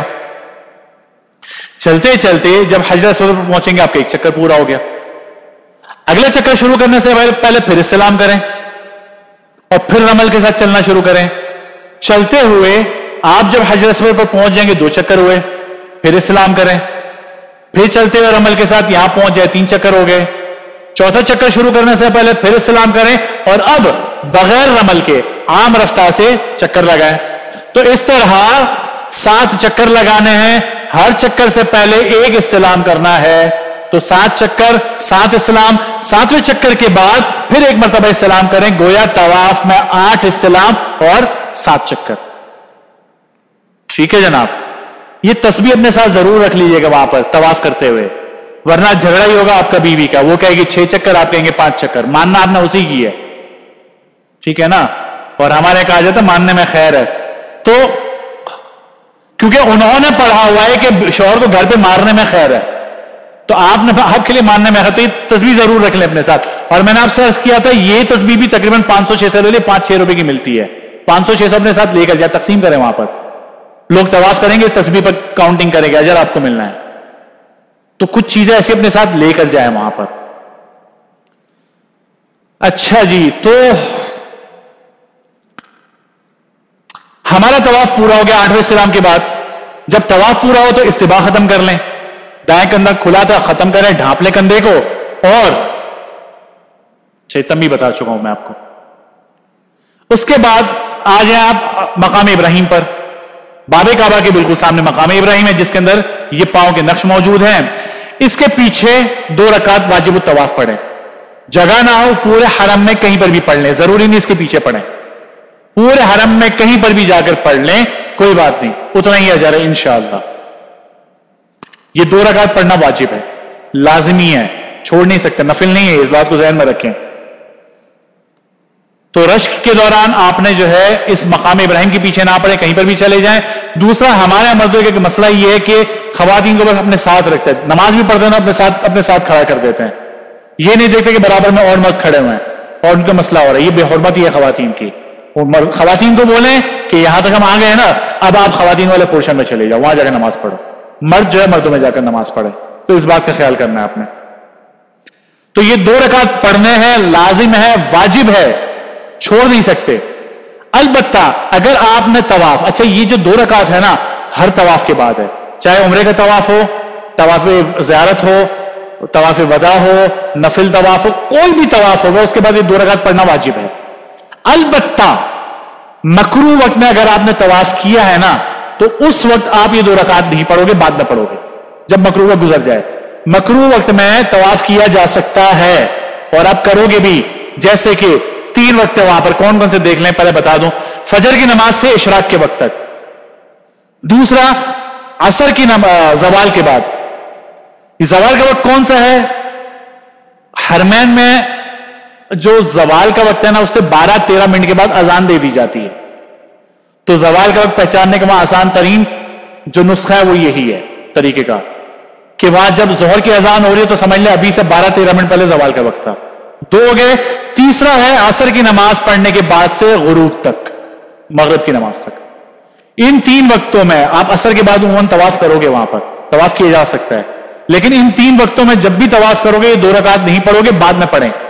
مثال آپ یہاں سے جا کر عمرہ کرتے ہو عصر کے بعد، طواف کر لیا اور ابھی آپ کے پاس وقت بچا ہوا ہے، آپ کیا کرو گے؟ 2 رکعت کا انتظار تو نہیں کرو گے، جاؤ صحیح کرو، جا کر صحیح کرو، بال کٹوا لو، ہوٹل چلے جاؤ، دوبارہ جب حرم میں آؤ اس وقت پڑھ لو 2 رکعت، ہوٹل میں پڑھ لو، کوئی بات نہیں، پڑھ سکتے ہو. اس وقت ان 3 اوقات میں نہیں پڑھ سکتے آپ یہ 2 رکعت، پڑھنا لیکن ضروری ہے آپ کے لیے. تو آپ کا طواف ہو گیا. اس کے بعد ملتزم پر آ جائیں. ملتزم یہ جگہ ہے جو باب کعبہ سے لے کر یہ حجر اسود کی جگہ، خوشبو لگی ہوتی ہے، اس سے چپک کر نہ جائیں، بس دور کھڑے ہو کے دعا کر لیں. دعا کرنے کے بعد اب آ جائیں زمزم کے اوپر. زمزم پر آنے کے بعد پیٹ بھر کے زمزم پیئیں، پیٹ بھر کر پیئے، 4-5-6 گلاس پیئیں. منافق پیٹ بھر کے زمزم نہیں پیتا، یاد رکھیں، ٹھیک ہے؟ زمزم پی کر دعا کریں. مصعب دعا ہے اللہم انی اسألک علما نافعا ورزقا واسعا وشفاء من کل داء. زمزم پینے کے بعد اب آرام کر لیں. تھوڑا سا تھک گئے ہیں آپ لوگ، ابھی بھی تھک چکے ہوں گے، کافی وقت ہو گیا اور ابھی وقت لگنا ہے آپ کو. تھوڑا سا آرام کیوں کریں گے؟ کافی وقت ہو چکا ہے، آدھا پونا گھنٹہ آرام کریں اور پھر جائیں آپ صحیح کرنے کے لیے. لیکن یہ خیال کریں لوگ پانی پینے کے لیے یہ احتیاطیں کریں. دیکھ لیں کہ مردوں والی جگہ پر مرد جائیں، خواتین کی جگہ پر خواتین جائیں، تکلیف نہ پہنچائیں وہاں پر. اس پر کچھ بات کرتا ہوں میں لیکن وقت کافی ہو چکا ہے، مجھے نہیں پتا کیسے اتنا سارا وقت ہوا ہے. تو بہرحال آپ کا طواف بھی مکمل ہو گیا، صحیح احرام بھی ہو گیا. اب چلیں صحیح کی طرف. صحیح کہا جاتا ہے صفا پہاڑی اور مروہ پہاڑی کے درمیان 7 چکر لگانا، صحیح کہا جاتا ہے. صحیح پر جانے سے پہلے پھر ایک مرتبہ استلام کریں گے آپ. تو یہ استلام نمبر ہو گیا 9.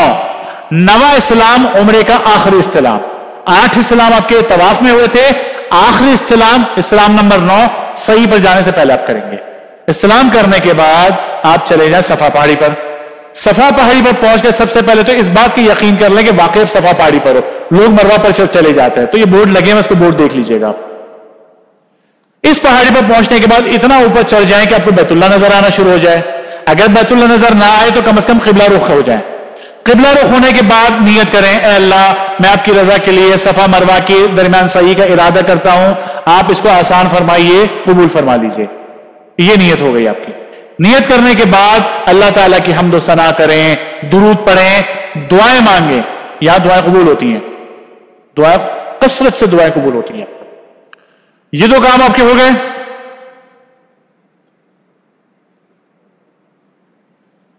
اب آپ مروہ پہاڑی کی طرف چلنا شروع کریں. جیسے لوگ نظر آ رہے ہیں نا جاتے ہوئے، تو صفا سے اتریں، چلتے چلتے تھوڑا آگے جائیں گے آپ کو سر کے اوپر یہ سبز لائٹیں نظر آئیں گی. اس کو میلین اخضرین کہا جاتا ہے. ان سبز لائٹوں کے درمیان مرد حضرات اپنی رفتار تھوڑی سی تیز کر لیں، دوڑیں گے نہیں. اور یہ دعا پڑھیں رب اغفر وارحم وانت الاعز الاکرم، یہ پڑھنا بھی مسنون ہے. خواتین نہیں دوڑیں گی، خواتین عام رفتار سے چلیں گی. جب میلین اخضرین یہ سبز لائٹیں ختم ہو جائیں تو رفتار دوبارہ دھیمی کر لیں اپنی. چلتے چلتے میں نے پہلے بتا دی کہ خواتین نہیں دوڑیں گی. یہاں پر چلتے چلتے مروہ پہاڑی پر آپ پہنچ جائیں تو 1 چکر پورا ہو جائے گا. دیکھیں میں نے آپ سے کہا تھا کہ استباع کا عمل صرف طواف میں ہوگا. یہاں دیکھیں یہاں پر بھی لوگ آپ کو نظر آئیں گے استباع کرتے ہوئے، غلط طریقہ ہے، تو یہ کام آپ نے نہیں کرنا ہے. مروہ پہاڑی پر پہنچ گیا، آپ کا 1 چکر پورا ہو گیا. یہاں پہنچ کر بھی وہی سارے کام کرنے جو صفا پہ کیے تھے، یعنی بیت اللہ کی طرف رخ کر لیں اور اللہ تعالیٰ کے حمد و ثنا، درود شریف اور دعائیں مانگیں. دعاؤں سے فارغ ہونے کے بعد پھر صفا کی طرف چلنا شروع کریں. راستے میں میلین اخضرین آ جائیں، اپنی رفتار کو تیز کریں. میلین اخضرین ختم، رفتار دھیمی کریں، صفا پہاڑی پر پہنچ جائیں. اس نقشے کی مدد سے سمجھتے ہیں ہم. آپ کا جو پہلا چکر شروع ہوا تھا صفا پہاڑی سے، جہاں آپ نے نیت کر لی تھی، یہاں سے آپ نے چلنا شروع کیا تھا مروہ کی طرف. دیکھیں تھوڑا سا چلنے کے بعد میلین اخضرین شروع ہوتا ہے، یہاں آپ نے رفتار تیز کرنی ہے. میلین اخضرین ختم، رفتار نارمل، پھر چلتے ہوئے آپ مروہ پہاڑ پر پہنچ جائیں گے. آپ کا یہ 1 چکر ہوگا. لوگ اس کو آدھا شمار کرتے ہیں، نہیں یہ 1 ہو گیا. پھر مروہ سے دوبارہ چلنا شروع کریں، دعائیں وغیرہ سارا کچھ کرنے کے بعد درمیان میں میلین اخضرین آئے، رفتار تیز کریں، میلین اخضرین ختم، پھر عام رفتار سے چلتے صفا پہ پہنچے، آپ کے 2 چکر ہو گئے۔ پھر دوبارہ یہاں سے چلنا شروع کریں مروہ کی طرف، مروہ پہنچ کر 3، پھر مروہ سے صفا 4، صفا سے مروہ 5، مروہ سے صفا 6 اور صفا سے مروہ 7۔ گویا صفا سے شروع ہونے والا سفر آپ کا مروہ پہ ختم ہو رہا ہے، اور درمیان میں ہر چکر میں میلین اخضرین پر رفتار تیز کریں گے آپ۔ یہ سارا کام کر لیا، آپ کی صحیح بھی پوری ہو گئی۔ تو عمرے کے 4 کاموں میں سے 3 ہو گئے، کون سے جناب؟ ایک آپ کا احرام، دوسرا طواف اور تیسرا صحیح۔ چوتھے کام کی طرف چلتے ہیں، وہ ہے سر کے بال صاف کرنا، حلق کرنا۔ اس کو بھی سمجھ لیجئے، یہ بھی ایک سائنس ہے۔ سر کے بال صاف کرنے کے لیے اس بات کو سمجھیے کہ جب آپ کو احرام اتارنا ہوگا نا تو سر کے بال صاف کرنا، بغیر سر کے بال صاف کیے احرام سے فارغ نہیں ہوں گے، احرام نہیں اترے گا آپ کا۔ اور احرام سے سر کے بال اتارنے کے 2 طریقے، ایک کو کہا جاتا ہے حلق اور دوسرے کو کہا جاتا ہے قصر۔ حلق کہا جاتا ہے ٹنڈ کروانے کو، قصر کہا جاتا ہے سر سے، پورے سر سے 1.25 انچ کے برابر بال کاٹنا۔ اللہ کے نبی صلی اللہ علیہ وسلم نے قصر کروانے والے کے لیے 1 مرتبہ رحمت و مغفرت کی دعا کی، حلق کروانے والے کے لیے 3 مرتبہ رحمت و مغفرت کی دعا کی۔ اب آپ جو چاہے وہ قبول کر لو، ٹھیک ہے؟ اچھا جی، تو سب سے پہلے سمجھتے ہیں مردوں کے لیے کہ مرد کس طرح بال کاٹیں گے۔ آپ جب مروہ پر پہاڑ پر پہنچیں گے، وہاں کچھ لوگ کیچی لے کر کھڑے ہوں گے، کہیں گے بال کاٹ دوں، 1-2 ریال لے کر کچھ یہاں سے کچھ یہاں سے کچھ یہاں سے کاٹے، غلط طریقہ ہے۔ علماء احناف کے نزدیک طریقہ درست نہیں ہے۔ یا تو آپ کے سر کے اوپر 1 انچ سے بڑے بال ہے تو آپ مشین لگوا لیں، جا کر سکتے ہیں۔ اور اگر 1 انچ سے چھوٹے بال ہیں تو آپ کوئی ٹریمر نہیں چلے گا، کوئی مشین نہیں چلے گی، صرف اور صرف ریزر چلے گا، ٹینڈ کروائیں، اور اس کے بعد آپ احرام کی پابندیوں سے باہر آ جائیں گے۔ تو تھوڑے تھوڑے یہاں وہاں سے بال کاٹ کے احرام سے باہر نہیں آئیں گے، دم دینا پڑے گا۔ تو پہلا مسئلہ تو مردوں کا یہ ہو گیا۔ خواتین کیا کریں گی؟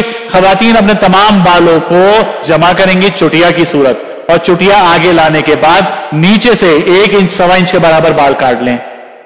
چونکہ خواتین کو بال کاٹنے کی عادت ہوتی نہیں، نوکیں نکلی ہوئی ہوتی ہیں، بال چھوٹے بڑے ہوتے ہیں، تو پہلی دفعہ تھوڑے زیادہ بال کاٹ لیں، اس کے بعد ہر دفعہ 1 انچ کے برابر بال کاٹ لیں۔ خود بھی کاٹ سکتی ہیں، ساتھ کوئی خواتین آپ کے ہونے بولے وہ کاٹ لیں، آپ کے محرم مرد آپ کے ساتھ ہو وہ کاٹ لیں بال، کوئی بھی کر سکتے ہیں، کوئی فرق نہیں پڑتا۔ اسی طرح مرد بھی جو ہے خود کاٹ سکتے ہیں، اب ان کے ساتھ جو ساتھی ہے وہ کاٹ لیں، ان کے ساتھ محرم خواتین ہیں ان سے کٹوا سکتے ہیں، کوئی بات نہیں۔ تو بال کاٹنے کا مرحلہ پورا ہو گیا آپ کا۔ بال کاٹنے کے بعد آپ عمرے کی پابندی آپ پر ختم ہو گئی، احرام آپ کا مکمل ہو گیا، اور احرام کی پابندیوں سے آپ باہر آ گئے۔ تو آپ غسل کریں، گھر کے کپڑے پہنیں، خوشبو لگائیں، اور آپ معمول کی زندگی میں داخل ہو گئے۔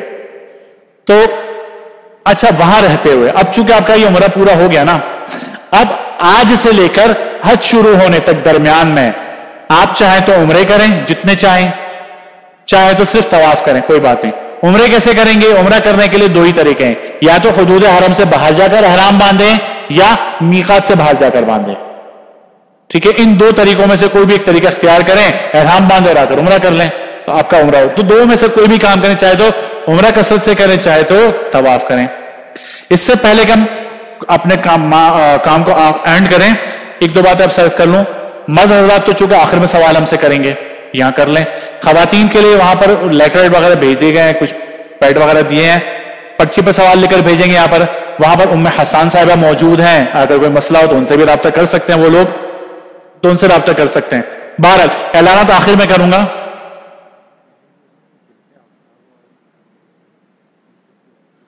بنت آفتاب اور یوسف صاحب کی وائف ہے، ان کے پاس پیڈ پڑے ہوئے ہیں، ان سے لے سکتے ہیں، پین بھی ان کے پاس ہے۔ جی انشاءاللہ۔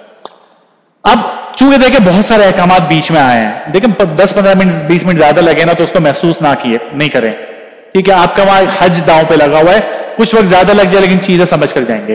اتنے سارے احکامات بیچ میں آئے تو چیزیں مکس ہو جاتی ہیں، خلاصے یاد رہتے ہیں۔ تو خلاصے کی صورت آپ کو طواف اور عمرے کا صحیح کا طریقہ بتا دیتا ہوں تاکہ چیزیں یاد رہیں گے۔ کرنے والے کام کیا تھے؟